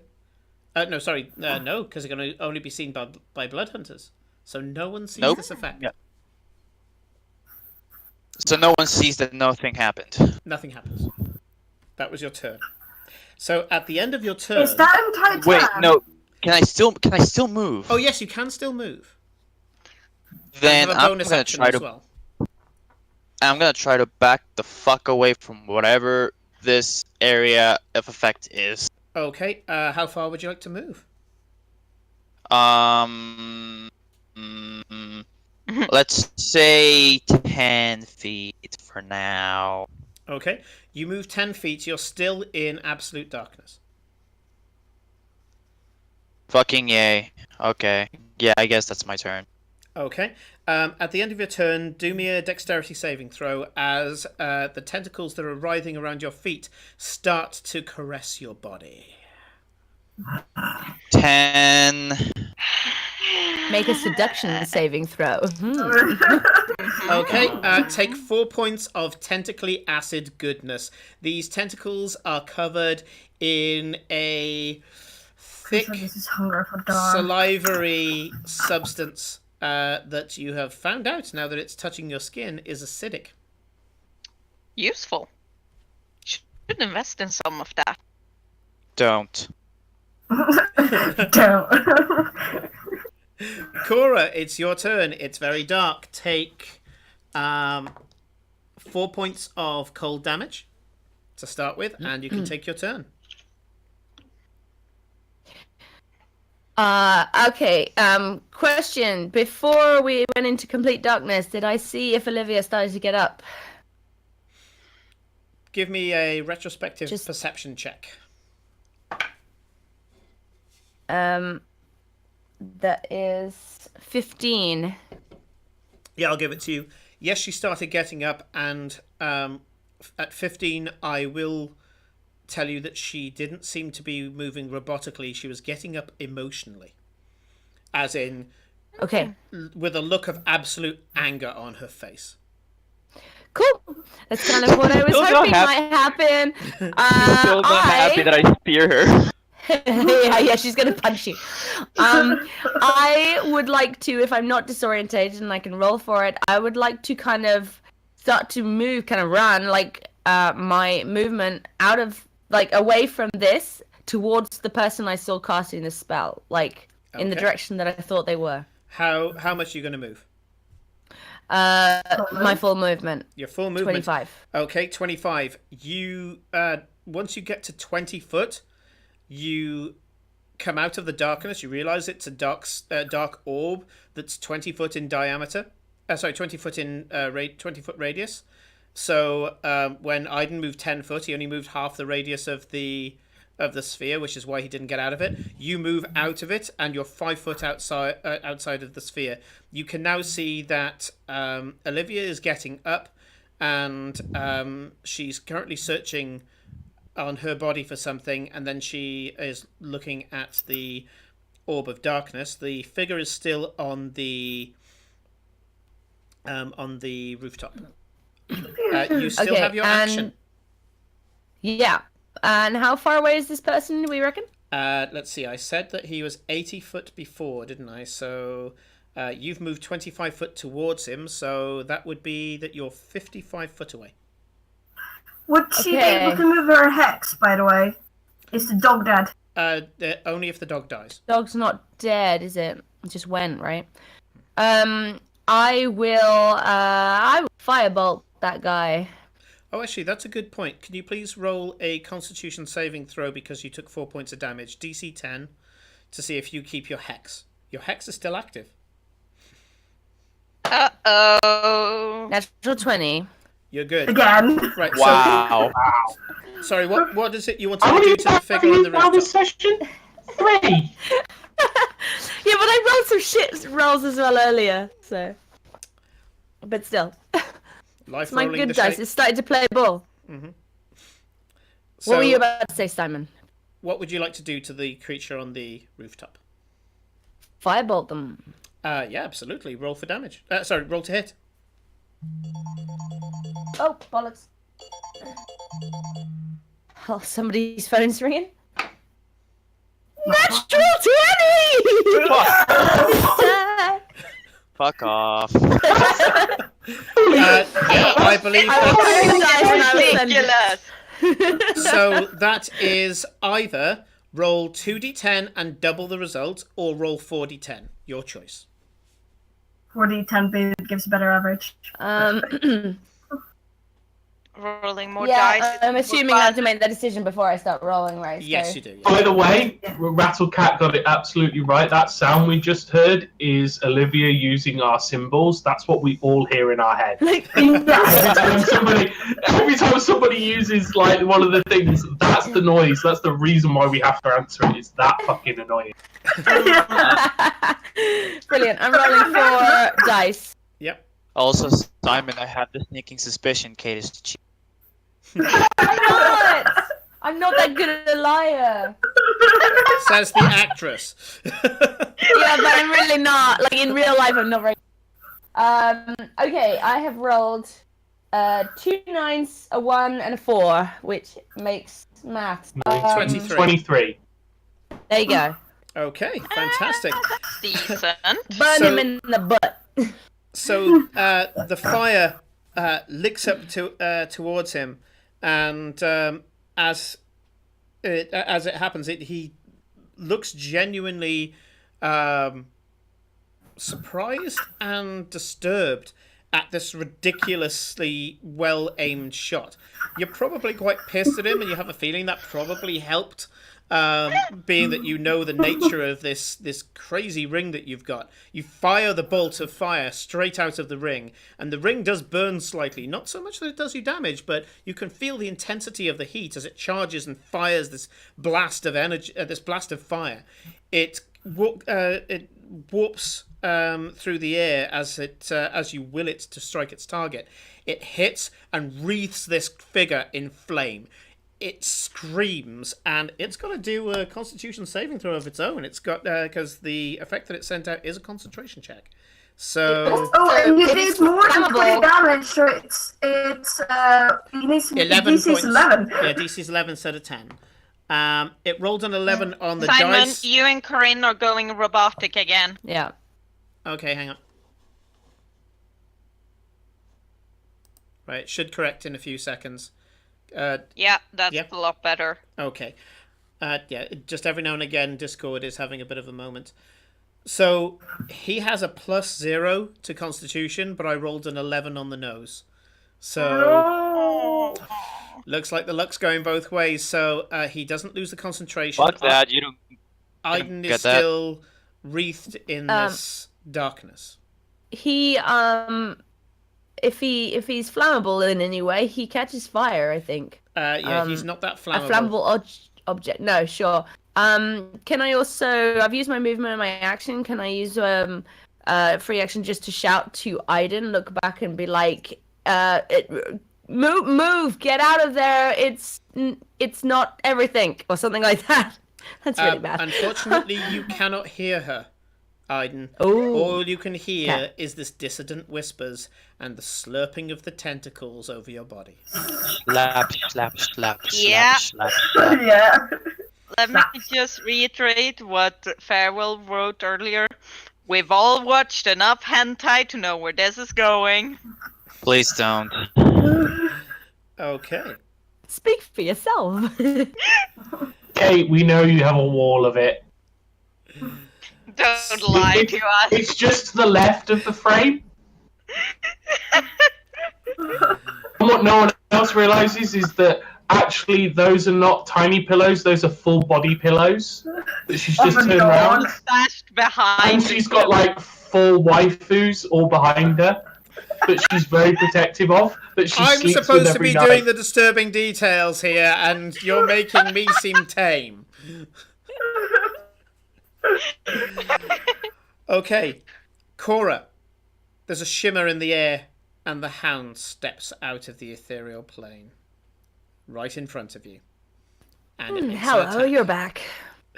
That's a 12 to hit. No, I am 14 at the moment. Piece of crap, dog. Yeah, fuck. Yep. It comes up and tries to bite down on you. It is going to attempt to howl as well, because there was one person who was not under the effect of it. And yeah, Olivia's scared of the dog. Wow. Right. The creature that's up on the rooftop does two things. Waves in front of itself, and a symbol appears on its chest. You have a feeling it's invoked some sort of protection. And then it flicks its hands towards you as it does so, and some very familiar beams of energy flick out at you. Just checking, and So now you get to feel how it feels when you get Eldritch blasted. yeah, you do. Or how it feels when you're on the other side of glory. Nah, because you don't have Eldritch Blast. No, I thought no. it was. I thought it was Scorching Ray, but no, apparently it's Eldritch Blast. 22 to hit. I'm assuming hits. Oh yeah. And so the first bolt of energy hits you for 7 points of force damage. Bad. Okay. The second one is a 19 to hit, and does you an extra 9 points of force damage. Ouch. Just two shimmering, although the Zephyr that this guy has, they look different to yours, whereas yours are just telekinetic blasts. These are mostly made up of a twisting shadow, but when they hit you, the familiar force that you know all too well because you've used it on other things, like dog's tails. Payback! It was going to be a crocodile, but I thought, no, dog. As it hits you left, right, boom, boom, and I should imagine that's reduced your hit points by some way. Yeah, I'm fine. I'm Aiden, fine. you're Glad we stuck leveled up recently. Still in the the cold, and the cold hasn't been dropped. So you take 9 points of cold damage. And then it's your turn. Why is he taking cold damage? He's in the darkness.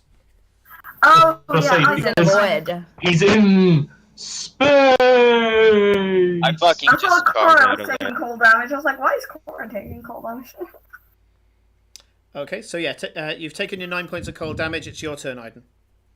I charge out of there, just full speed, like move my entire movement speed, and just got like bolt out of there. Which direction do you want to go? Towards the figure on the roof? Towards. Or... Okay. Towards. Yeah. So yeah, you run straight through. You appear out, and I will say that you can alter your course as you come out of the darkness, so that you can engage the dog if you wish. Meh. Okay. Okay, let's see. You can stab the dog and shoot the guy. I'm gonna. Well, why not both? I'm gonna attack the dog first Okay. So what are you attacking the dog with? with the saber. Okay, go for it. Oh my god, are you fucking serious? That's 11 to hit. No, unfortunately, it misses. As the sword comes up, the dog, who was slightly pissed, I mean, it hid in the ethereal plane because it didn't like how much damage you were doing it. The sword comes up and it just instinctively bites the sword. Well, and I'm going to. I don't like that guy. I'm gonna fucking shoot him. So give me just Okay. regular the first, I forgot the name of it. Bloodfire shot. You're gonna do a bloodfire shot and not your lumen discharge. Mm-hmm. Okay. I mean, because if you describe it as a shotgun, I feel he's a bit far away. Sorry, who are you trying to hit? I'm trying to hit the figure. Okay, so the figure would be a bloodfire shot. You are in melee at this point. I will say, if you want to step away, you have just enough movement to it. Will be an attack of opportunity on you. But if you move away, if I can finish explaining first, if you move away, you will be firing without disadvantage. If you stay in combat with the dog, you'll be firing with disadvantage.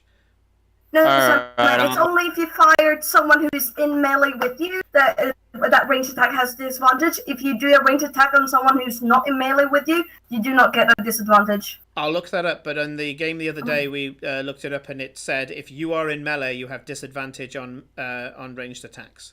It's firing out. Fine, I'll just move like. Actually, I can't. Actually, no. Move I'll be because fair the to you, movement Rodrigo, is because you didn't start off in melee, did you? No. So No, he didn't. What we could rule is that as you came out of the darkness, you could have pulled out the pistol, shot the guy, and then walked into melee with the dog. I'll allow it for this. Yeah. This turn, I think that'd be fair. Yeah. Okay. Yeah. That works out. So take a regular bloodfire shot at the guy. Okay. Please. I don't want to send you to the dice jail. Oh, that's good. That's 19 to hit. 19, yeah. Even with his mage armor, it hits. So roll 1d8 plus 1d6 because it's undead, and then add your dex modifier. Cool. So that's 3. Give me a second, Matt. Here. Look in the Benefactor. I looked it up on Roll20.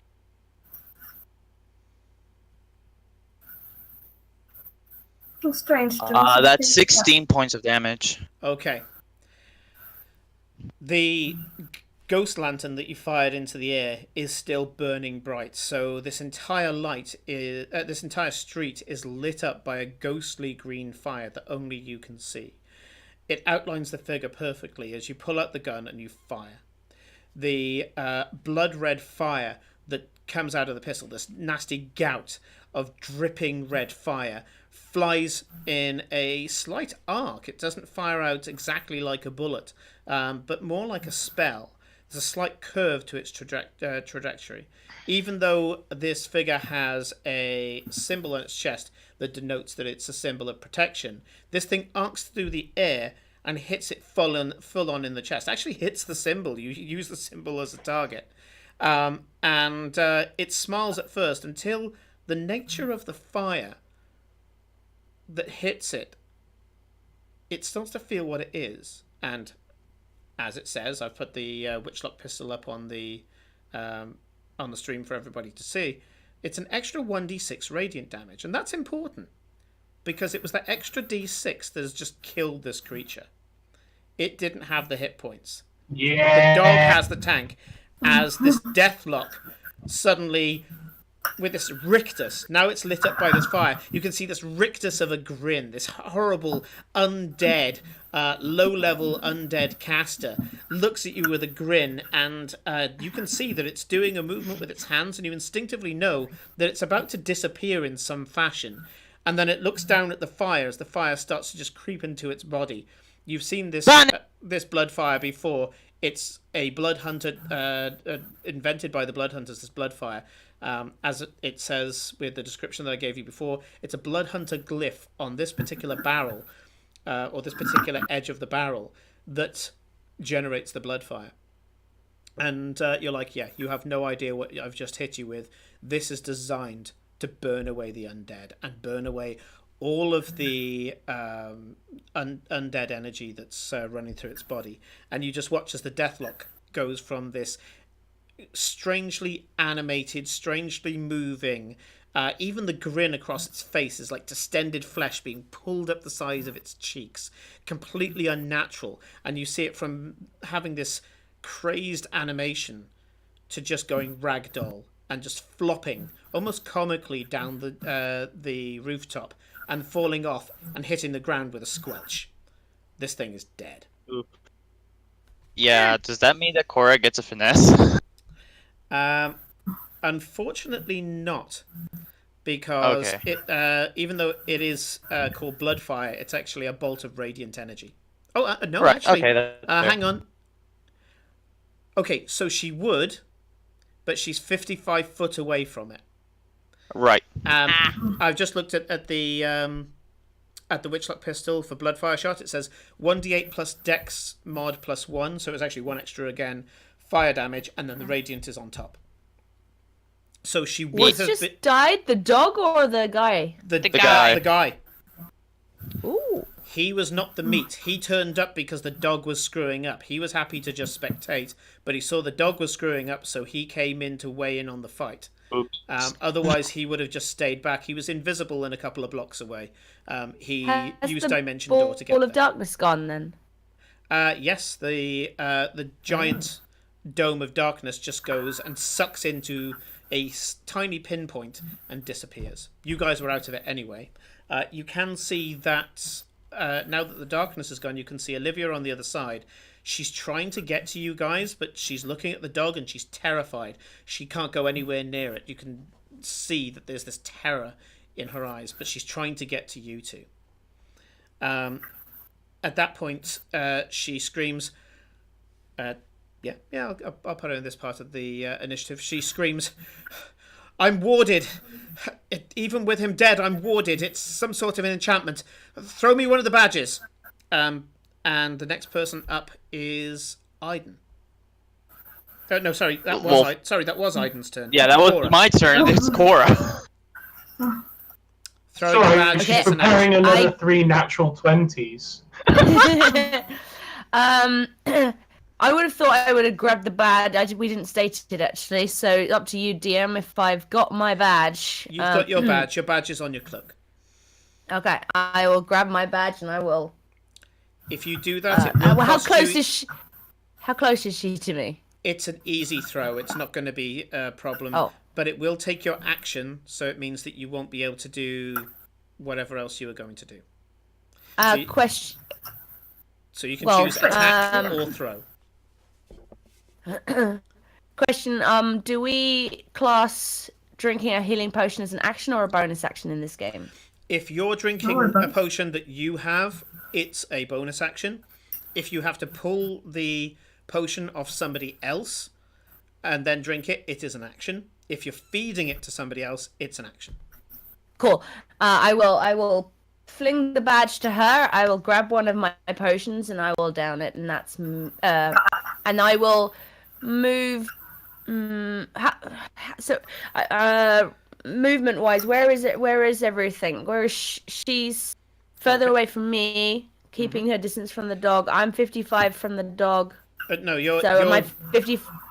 You're 55 foot from the deathlock, which is guy. now on the floor. You're now technically 50 because he rolled towards you. And you're in melee with the dog because the dog attacked you. And so is Aiden now because he shot and then went into melee for his strike. So both of you in melee with the dog. I won't move then because I don't want to get attacked by the dog. So well, if you move, you're going to get attacked. Yeah, but I don't want an attack of opportunity. There's no reason for me to move. He can probably travel pretty well. I thought you meant that you're going to move to not get attacked. I was like, well, you'll get attacked. Oh no, I'm not moving. But I'm chugging my health potion, which is 2d4 plus 2. Is that right? Correct. Yep. Right. And we've just had someone follow or host. As I say, I've got my encounter stuff up at the moment, so I haven't got my chat up. But thank you to whoever did that. Very kind of you. Thank you. It's RPG Labs again, raiding with the party of 5. Thank you guys. Hello, RPG Lab. Love you guys. Hey. Hope you guys had as much fun as we're having currently. Well, fun if my dog was better. I wanted my dog to tear them apart. You big meanie. Our warlock has rolled 3 natural 20s in almost a row. 4 natural 20s this session. Still haven't killed anything yet, though. Okay, so you have chugged a healing potion. You've thrown your green organization badge at Olivia, and that is your turn. Yep. Okay. Yeah, I'm done. That's fine. So it's the dog's turn. The dog looks at Aiden with the same intelligence as he saw before. It knows that you're too heavily armored to be able to make much of a difference. And so, and it detected that its colleague, the Deathlock, unfortunately has died. Which means that the mission is kind of screwed. So what it's going to do is take an opportunity bite at Cora and then disappear into the ethereal realm again. So let's roll. Are you kidding me? It rolls a total of 8, 2 on the dice. And so it snaps at Cora, hoping to be able to get another morsel of that flesh. And then again with this kind of it zips into the ethereal plane, disappearing from view. Damn it! What? Question before it bamps out of there. Do we get an opportunity? Like, at least do I get an opportunity attack? No. It doesn't leave your threat range. It just disappears where it is. Just poof us out of. Okay. Yeah. You can probably you can ready an action for when it appears again to stab it. So. That's very true. Yeah, you can. If it appears again. Yeah, if it appears within your melee range, or for Aiden, he can do it so that he says, if it reappears, I shoot it with my pistol, and he can have basically a turret range if it doesn't come into melee with him. Speaking of which, it's Aiden's turn. What would you like to do? I'll give you a little bit of RP here. Olivia says, "Thank you for coming," and she's scrabbling towards the badge. Now that the dog is gone, she has no problem coming anywhere near you. It's only the dog that she's afraid of. So she scrabbles towards the badge, and she grabs hold of it, and she says, "Renata, it's me. Lock onto the badge. They've warded me so you can't see me. They know what I am." And Aiden, it's your turn. I'm just gonna hold my action until that popper appears somewhere. So the trigger is doggy comes back. What is the action when it appears? Fuck. The problem is, it depends on whether it appears near or far away from me. Shoot it. Gun. I cast gun. Gun. Yeah, I'm gonna cast gun. Okay. Yes. Right. I cast gun. Sure. That has to become a meme, though. I cast gun. It's such a meme that there's an entire game about it. Yeah.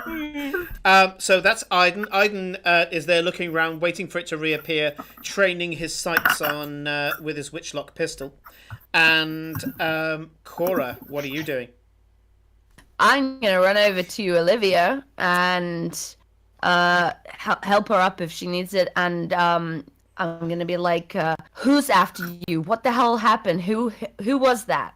You only get 6 seconds of this because you're a because that's probably all I can say, and then I wait until she replies if she does. That's all. It's kind of all I'm doing. I'm just going straight to her.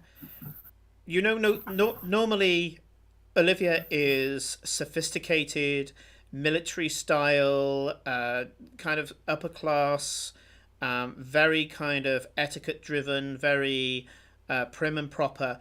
But right now she's disheveled. You think she's got a broken nose from where Aiden rugby tackled her into a cobble. She literally, her face is caked with blood streaming out of her nose. There's scratches all over her, and she's got kind of sweat kind of clinging her white hair to her skin.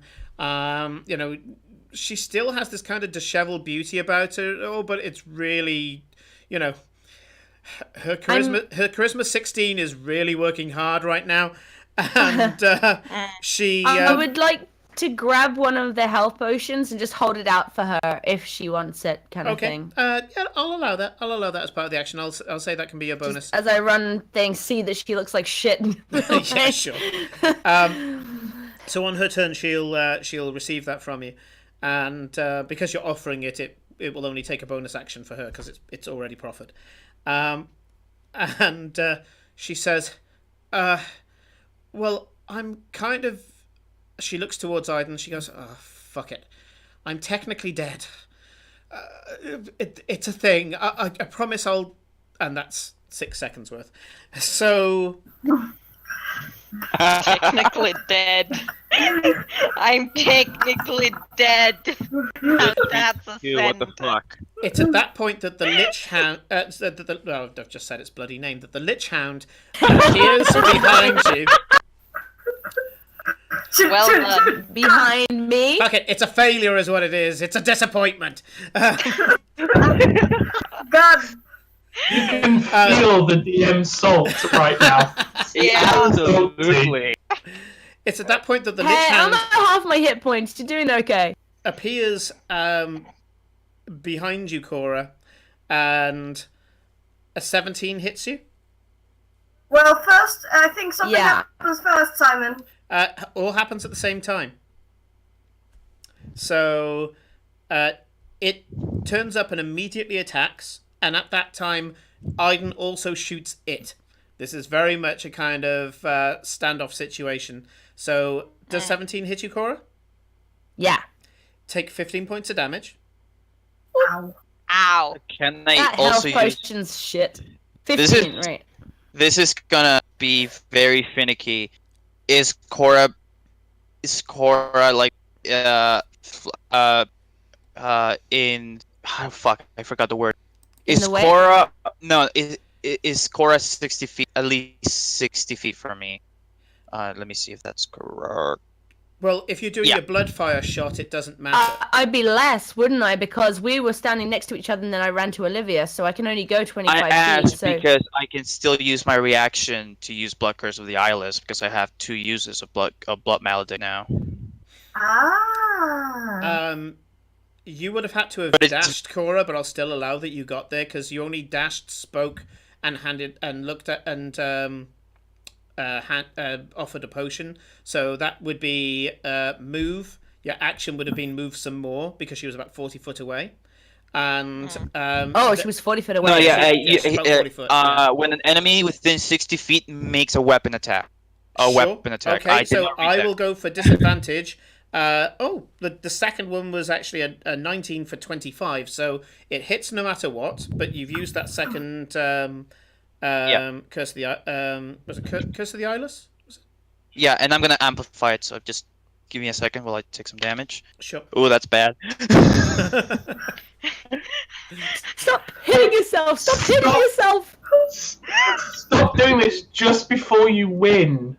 This is how we PK people. Yeah, because the healer's not here.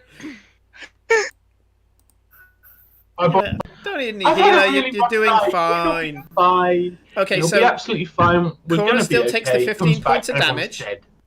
And Aiden gets to fire his bloodfire shot into the beastie.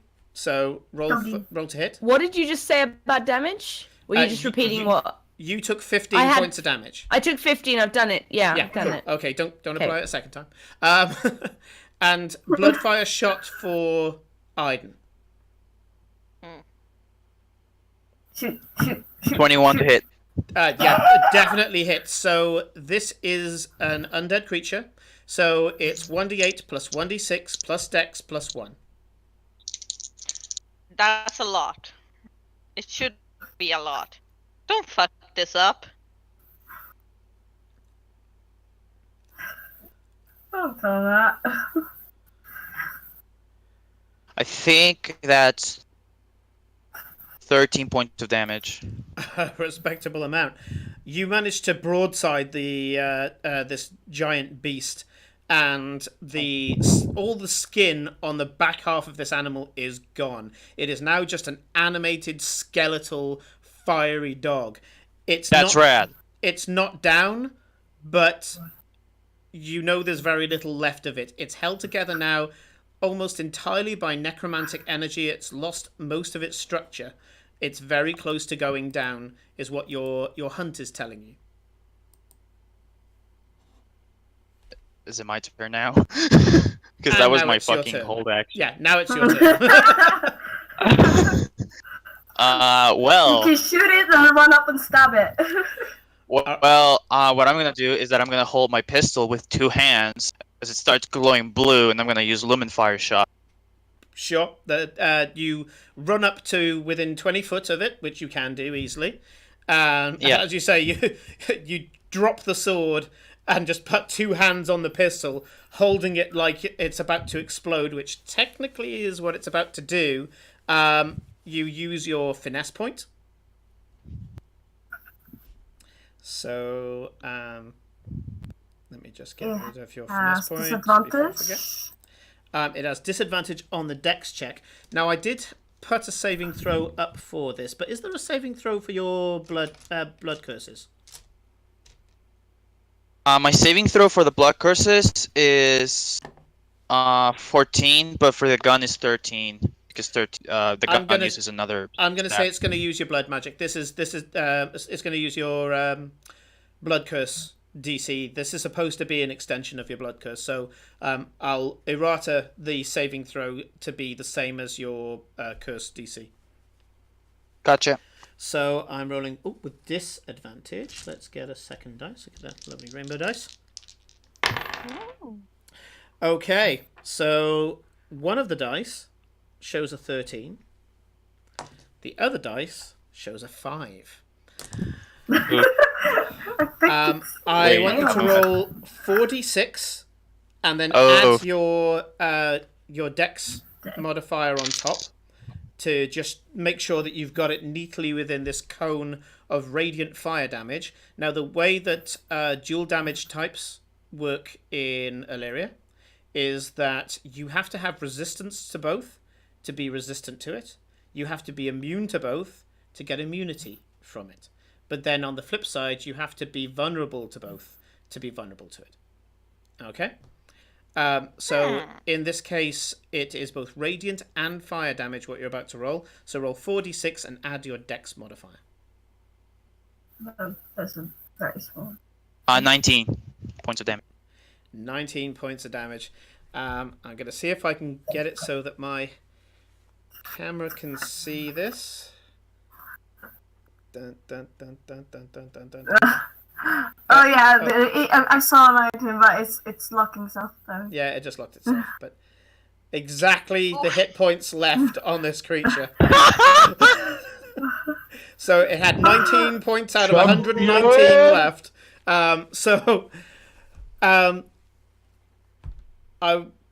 This would normally be the point where I say, how do you want to do this? But I'm going to give you some nice graphic, gory detail. So the crystal wand that's inside your barrel, because this thing does not fire bullets, it fires spells. The inside of this is a wand. It's actually a wand with a good user interface, the Witchlock pistol. And where you've been firing it's been building up this residual energy.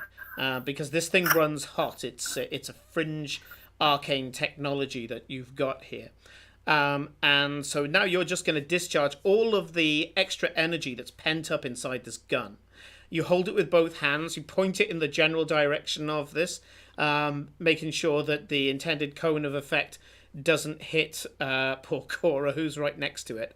And as you do so, you let loose. This is a huge creature. There is no way that this thing is going to commando roll out the way of a huge spray of radiant fire. This time the fire coming out of this is quite spectral, this gun, because Ghost Lantern's green, Bloodfire's red. This is just a blue fire that just expels in a giant cone as this pure arcane pressure valve gets switched off. You twist the barrel of the gun and you fire as you twist it to the discharge glyph. Oddly, the only glyph that is part Bloodhunter and part arcane, part artificer to be specific. It sprays this light into what, as I say, at the moment is just a skeletal giant hound held together by this purple, lazy, almost gravitational fire.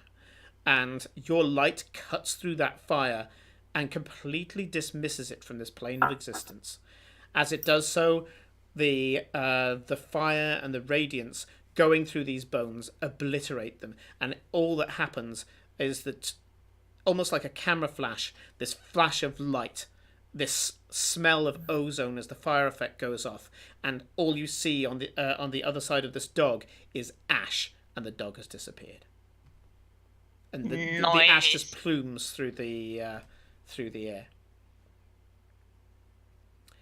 At which point you hear, "Very well done, Aiden," as Renata Green is standing behind you, clearly having just teleported. Fuck. I am so startled. Just drop the gun. Don't do that! He says, waving a dangerous firearm in her direction.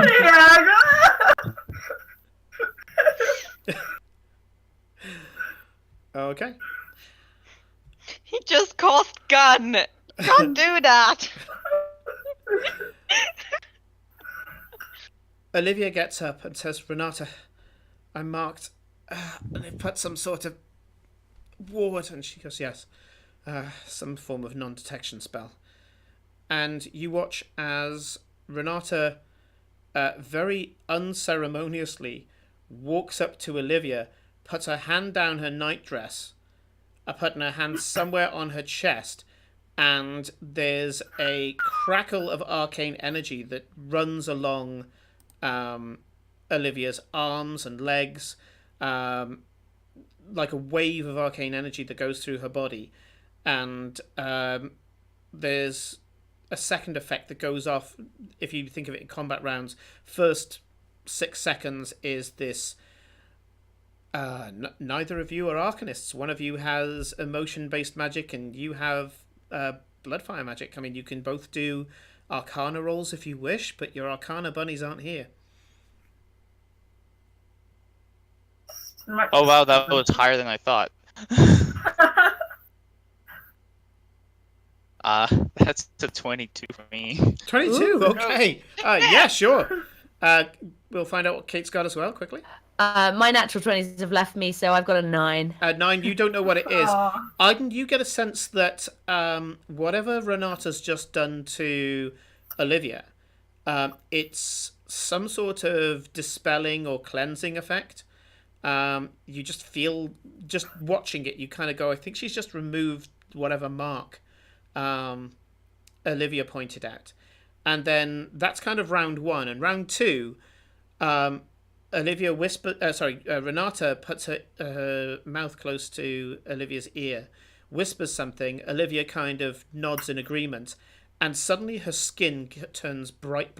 It's this alabaster skin anyway, as I described her from at the beginning. She has almost no color in her skin, and very pale lips as well. So kind of it's kind of almost like white with a slight shade of pink, her lips.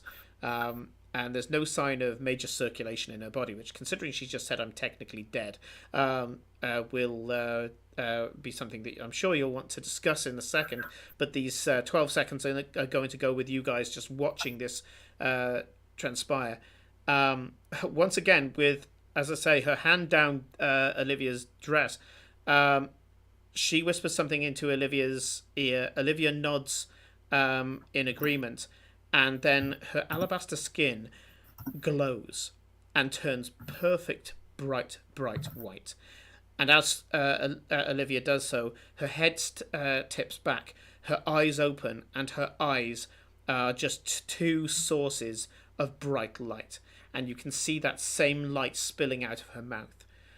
At that point, Renata removes her hand, takes off her own cloak, one of these cloaks that Eclipse is very jealous of. It's a cloak of greater invisibility. I want it! Renata takes her cloak off and puts it around Olivia and wraps it, not just putting it over her shoulders to keep her warm, but wraps her up in it almost protectively, almost motherly. And as much as both Olivia and Renata have always been very formal, very British, I guess, very standoffish with you, and also being very formal with each other, very much boss and employer with each other in any interactions that you've seen. Renata runs her hands right around Olivia, holds her tight, and starts talking in hushed tones to her. Olivia nodding with agreement with whatever Renata is saying to her. And at that point, as this is a more normal scene, albeit different because you've not seen much emotion from these two. The last emotion you saw from Renata was when she was telling Tristain off for his foolhardiness of getting himself captured by fishmen. You kind of come to yourselves, and you can now talk to them if you wish. Honestly, I'm just like, after after that pupper got snuffed, I just like kind of like, if there's a wall, I'm just gonna like slump back against it. Just sure. Fuck. You can sleep. Cora, you can tell at the moment that as Aiden kind of slumps down into the kind of, I don't want to say apathy, but it's close to apathy that you see from Aiden when he's in his normal everyday state.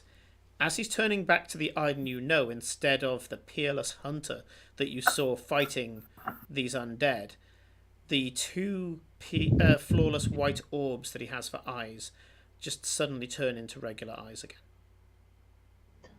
Is it at this stage they see the giant fuck off angel that we sent flying through the city? honestly, Yeah, what Damn what it, you beat time me is to the this one? punch. honestly, I didn't notice it. Honestly, that was going to be doesn't round care. 3. Because round 3, after the two things that Renata's done, Olivia was going to say, it's been a hell of a night. And at that point, a giant angel just goes whoosh straight over the top of them. Not mortals, for I am here to save you. Oh my god. Yeah, Honestly, I was gonna say, things, okay? I see Olivia fucking blowing bright, like just radiating light everywhere. I don't care. If you don't. Fuck you. For interest for Really? We Cora just and been through Aiden. that huge fight and you still don't care? Come on! No. I'm tired. I'm so tired. Yeah, it's like, sorry, nap time now. For Nap time. interest for Aiden and Cora, the angel does hover for a second, looking for something, then shrugs its shoulders and kind of goes, must be mistaken, and flies off again. Now, this is related to last episode, where the angel was told by Dusk Elmhart to go and find necromantic sources in the city. It flew to the biggest necromantic source, which was the dog, and by the time it got there, you killed it, and it was like, where's that gone? Okay. Weird. And then just flew off again. Also, just to add to the mental image, as Aiden is slumped against the wall with the fucking tired, uncaring eyes, like the best thing I can imagine him doing right now, if he could, he would be sipping on a fucking Capri Sun right now. I love it. Fucking hell. I love it. Now, interesting thing, Cora, you were standing right next to the dog when it got obliterated by radiant fire. Fire is part of that element, so something died of fire within 30 foot of you, so Aiden, using his finesse point, actually gave you one yourself.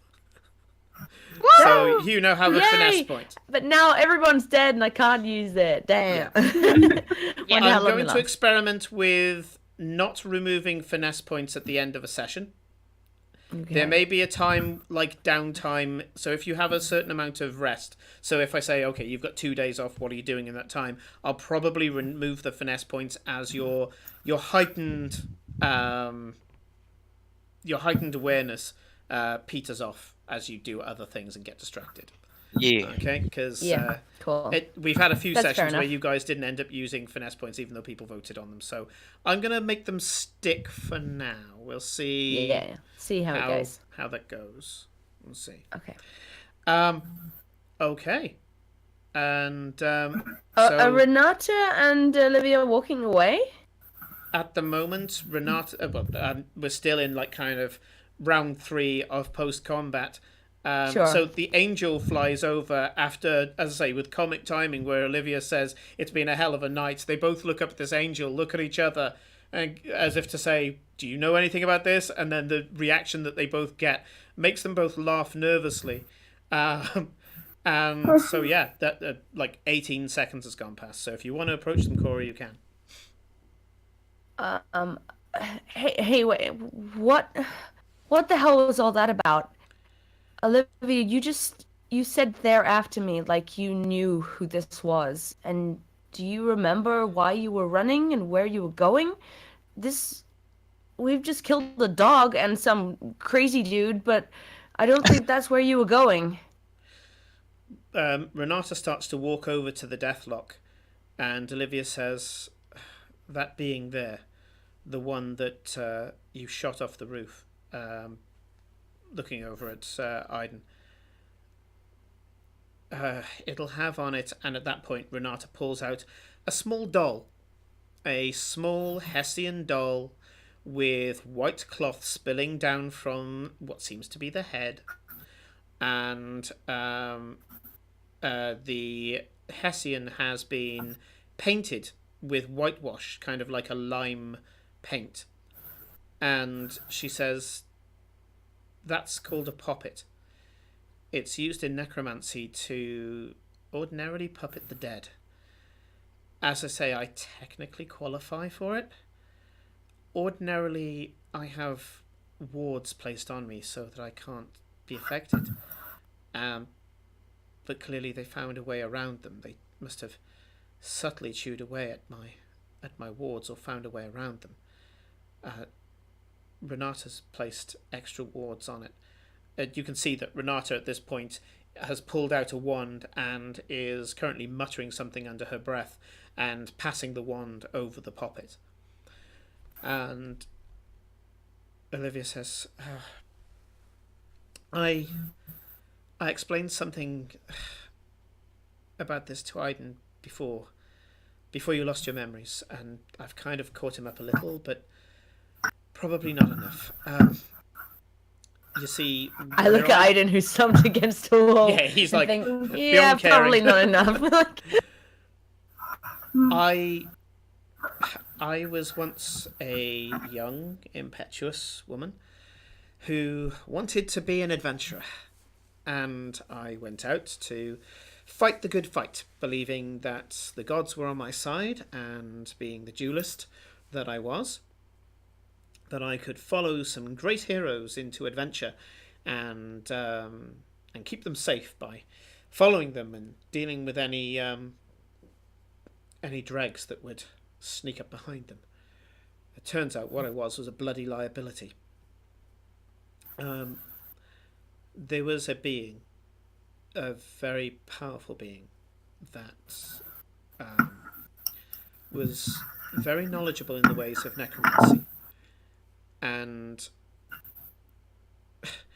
within seconds, he descended upon me, largely to break the will of the heroes I was following, to show them that they couldn't protect me. And once they were distracted, their will was broken, he would be able to start to twist their minds. It was the type of thing that he liked to do. And so he flew down like some immaculate lord from his clifftop keep, drove his sword right through my chest. And it's at this point here that you can see there's a dull glow appearing from somewhere near her sternum.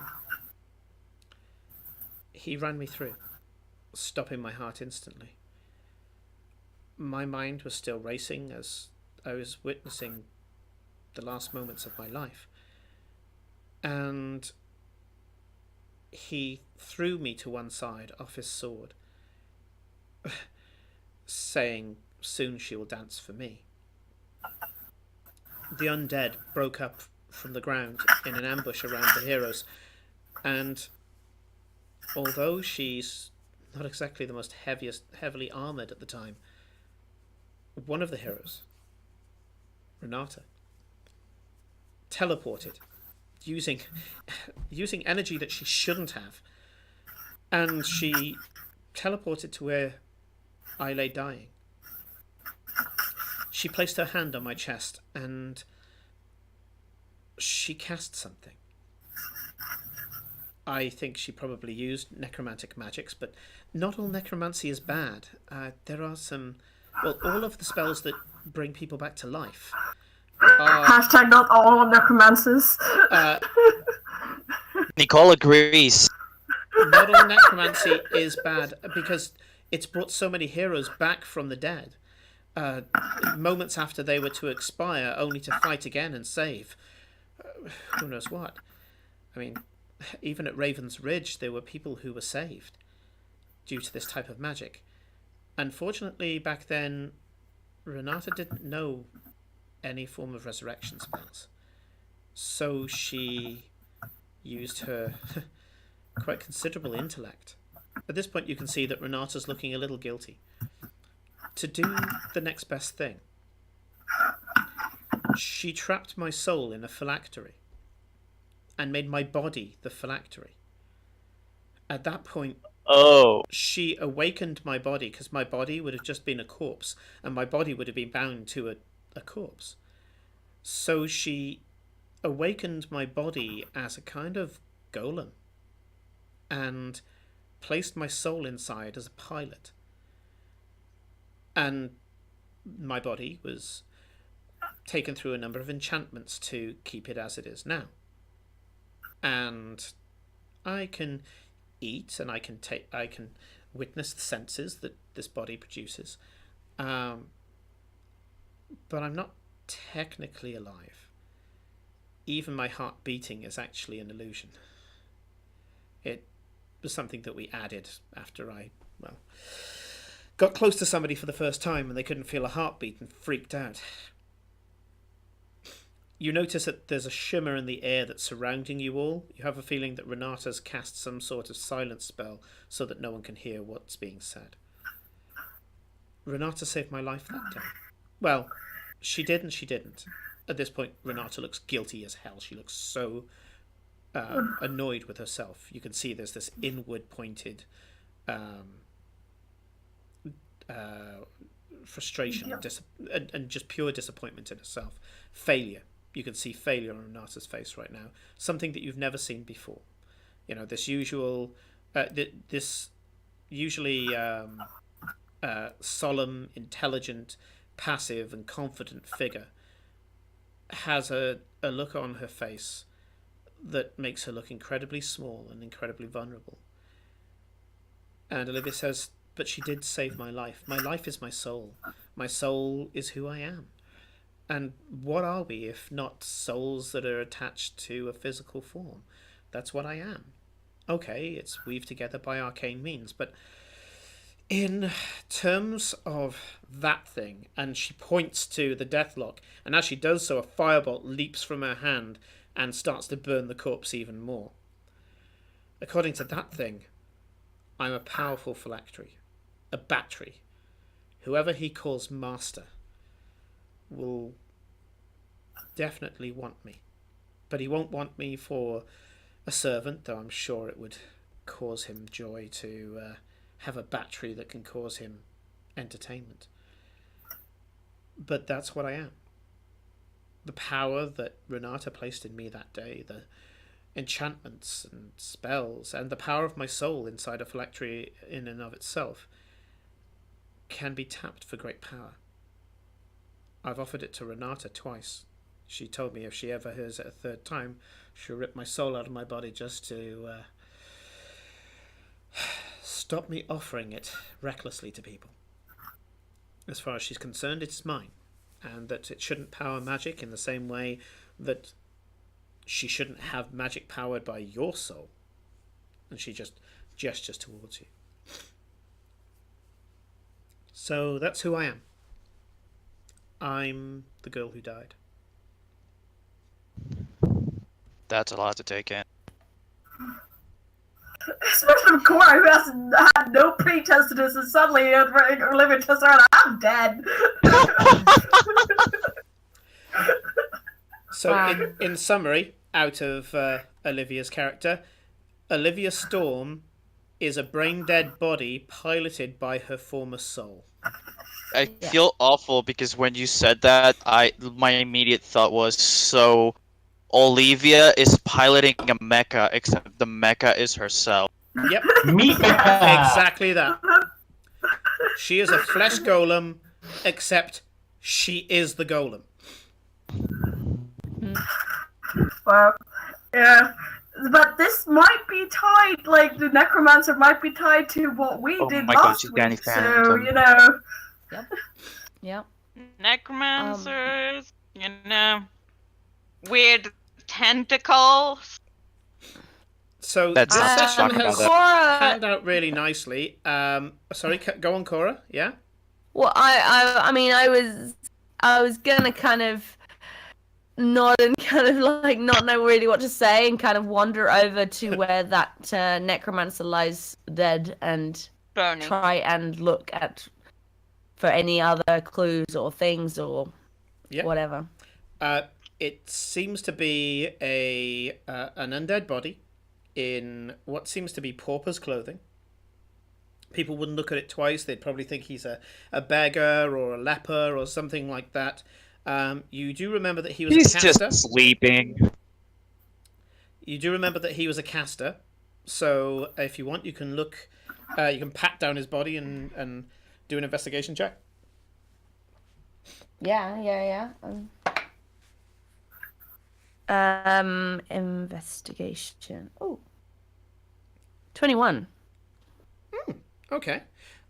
This is actually a source of random loot. So I want you to roll me a D100.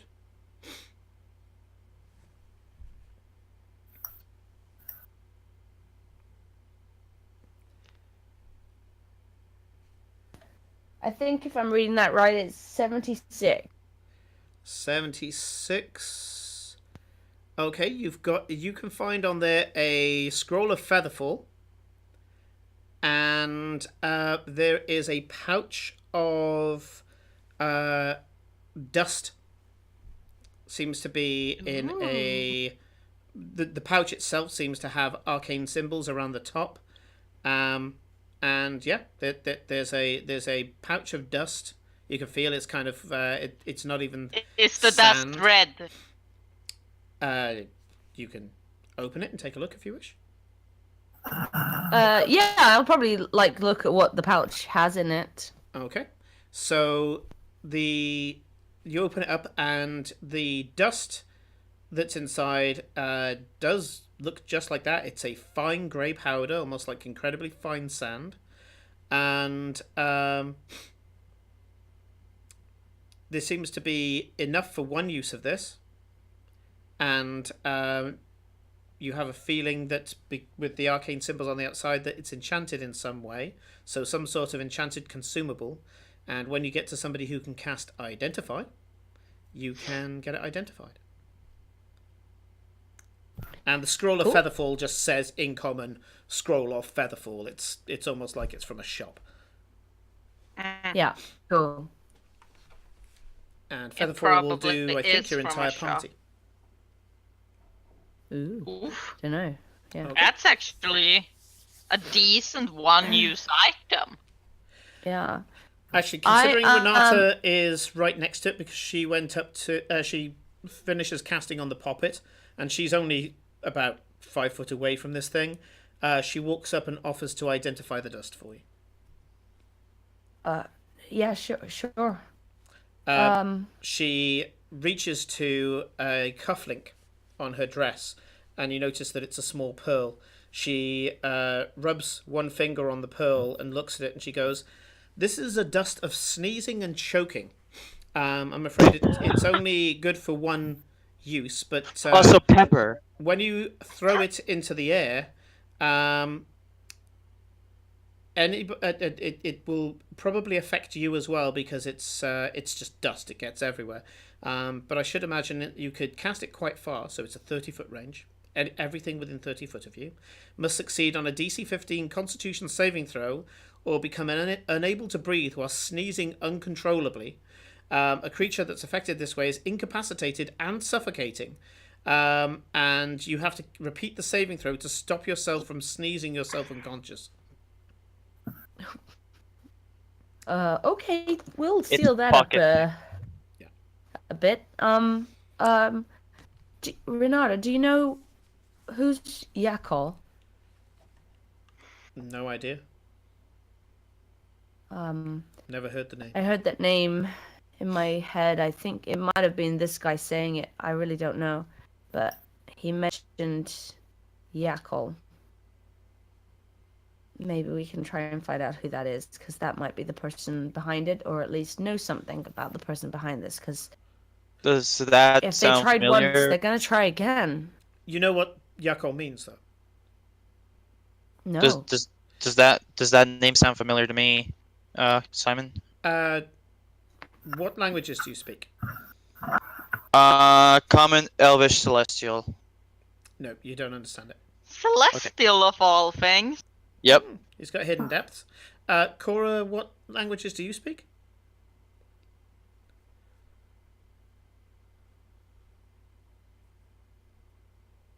Where is it? Common, Halfling, and Elvish, or a tiny bit of Elvish. Okay, so you guys wouldn't understand it. So Renata does point out that it's the abyssal word for bane. Ooh, now that is okay. a bad Okay. thing. Now, bane is the name of an evil god. Ooh. Whether or not he was referring to the god or something else, you're not sure. It's abyssal, and it's called Bane, so chances are it's probably the evil god. Okay. Can be pretty decent god as long as you make regular sacrifices of blood and human suffering. Yeah, That's decent. That sounds reasonable. That's the definition of decent. Just to clarify for Glory, human suffering is Torog. There is some human suffering that Bane likes as well, but Bane is the dark god of war. He is the opposite side to Cord, where Cord is the god of war, and protection and discipline. Bane is the bad side of war. He is the god of reavers. Simon. Mm-hmm. So you're telling me that Bane is actually corn? Yes. Bane and Cord in Illyria, Bane and Cord are brothers. No, not cord. Corn. Like as in cornflakes. Oh. Or the bad. Okay. Yes. Not quite sure what you're No, on there. but like. But yeah, Bane is the Warhammer. Bane is the god of conquest, of slaughter, reavers, and anybody who goes to war for evil reasons. So war for evil gain, and it's also merciless war without mercy. Whereas Cord is about war with discipline and rules of engagement. So they are two different brothers who were the twin gods of war, and as gods will do, especially if they embody the nature of war, they ended up in an eternal battle with each other. So Cord and Bane, the followers of Cord and Bane, are always trying to kill each other. Yeah. The reason why I remember Bane is because we were following him in a evil campaign. Our leader was a paladin of him. Oh yeah, paladins. It was Bane are nasty. weird. Yeah. It was a weird campaign. Including him sacrificing our characters when he ran out of normal servants to sacrifice. Okay, that's enough. Yeah. Can't do it. As I said, he's a decent guy as long as you have a regular human sacrifice. Yeah, I'm starting to Sure. get where some of Glory's traits come from. Yeah, We have sure. 1 minute left of this stream, so I'm going to leave you on a bit of a cliffhanger. Oh god. That's good. This has panned out perfectly in terms of time. Aiden, you Yeah. can see as this mark, this ward gets taken off Olivia, and she seems to relax a little bit, and she clutches onto Renata's cloak, holding it close to her as if it's some sort of comfort blanket. She looks vulnerable where previously she looked, indomitable. And you know that there's still that strength there, but everybody has moments of vulnerability. And at this point, she knows that because it's no longer a necessity for her to be this indomitable creature, she takes a moment of vulnerability to process how she feels about what's just happened, to suddenly consider what could have happened if you hadn't saved her, if you two hadn't stepped in, that she was severed from her protector, Renata, the person who clearly has been protecting her entire, well, what is now passing for life. And she looks over at you, and she looks with great gratitude. And her features soften, her hair that's usually tied back in this very, as I say, perfect, flawless military plait going down the back of her piper's jacket. And the white hair, the bangs that are currently just trickling over her face. She doesn't even care that it's kind of partly in her eyes and things. She looks at you with great fondness, great appreciation.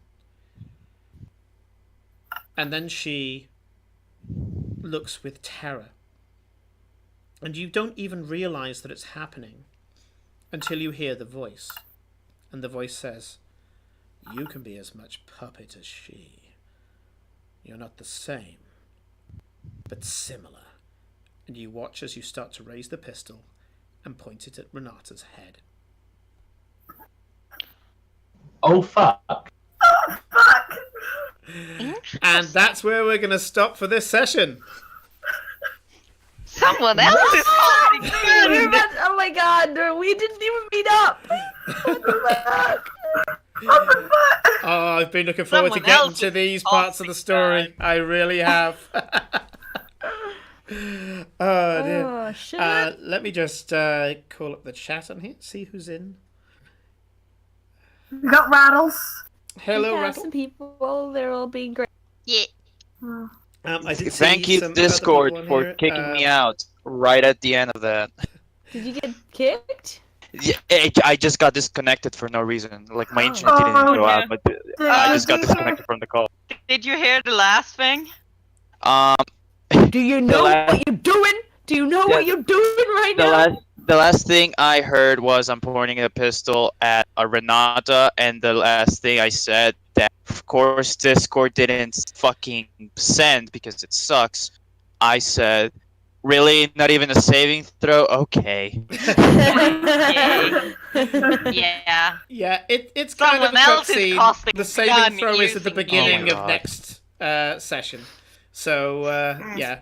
You're going to have to fight it, obviously, otherwise you're going to, as I say, shoot Renata. You're gonna and now shoot that I've got our it up, as you said, Rattle's in here, and hello to a load of people I haven't seen before on here. So, JMuck87, Joe BS and Joda, or Joja,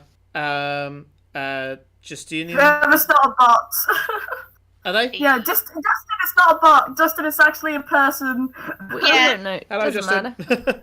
And there's some that I haven't seen before, so we've either gained new and interesting Bots bots have feelings or people. too. So Valdrianth, Valdrianth as well.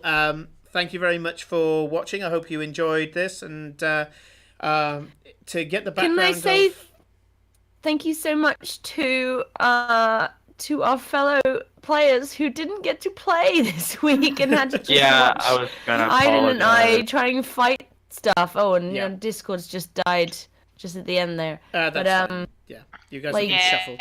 thank you guys for your patience on that. I am genuinely really sorry embarrassed. that our Hey, missing don't last worry about week it. meant that you guys didn't get to play this week. That's fine. That's Yeah, fine. originally it was going to Like, be that we were going to chop and I am change between still two encounters at the same impressed that no time. one matches Glory's prowess. no, we it took us a while. I was like, I don't know how strong this guy can be.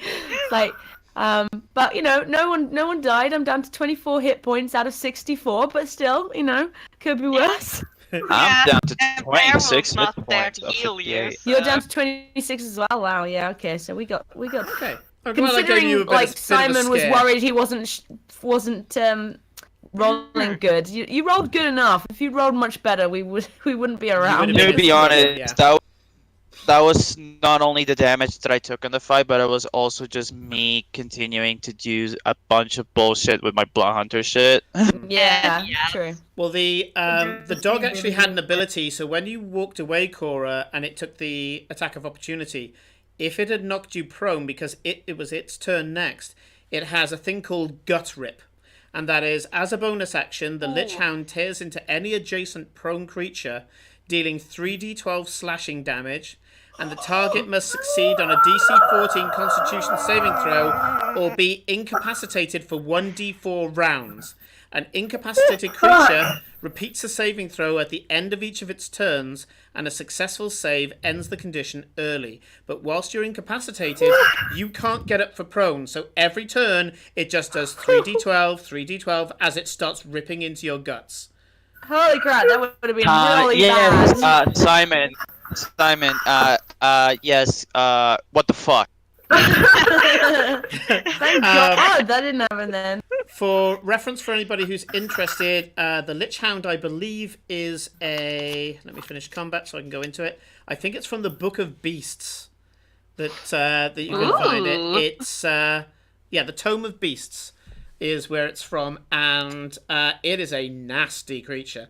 No fucking shit. It's bad enough just it and a controller, but if all of you were fighting it, you would have a bunch of flankers as well. So you'd have to be taking out this nasty thing that has a nasty effect with 119 hit points, and then it would have had a bunch of strikers as well.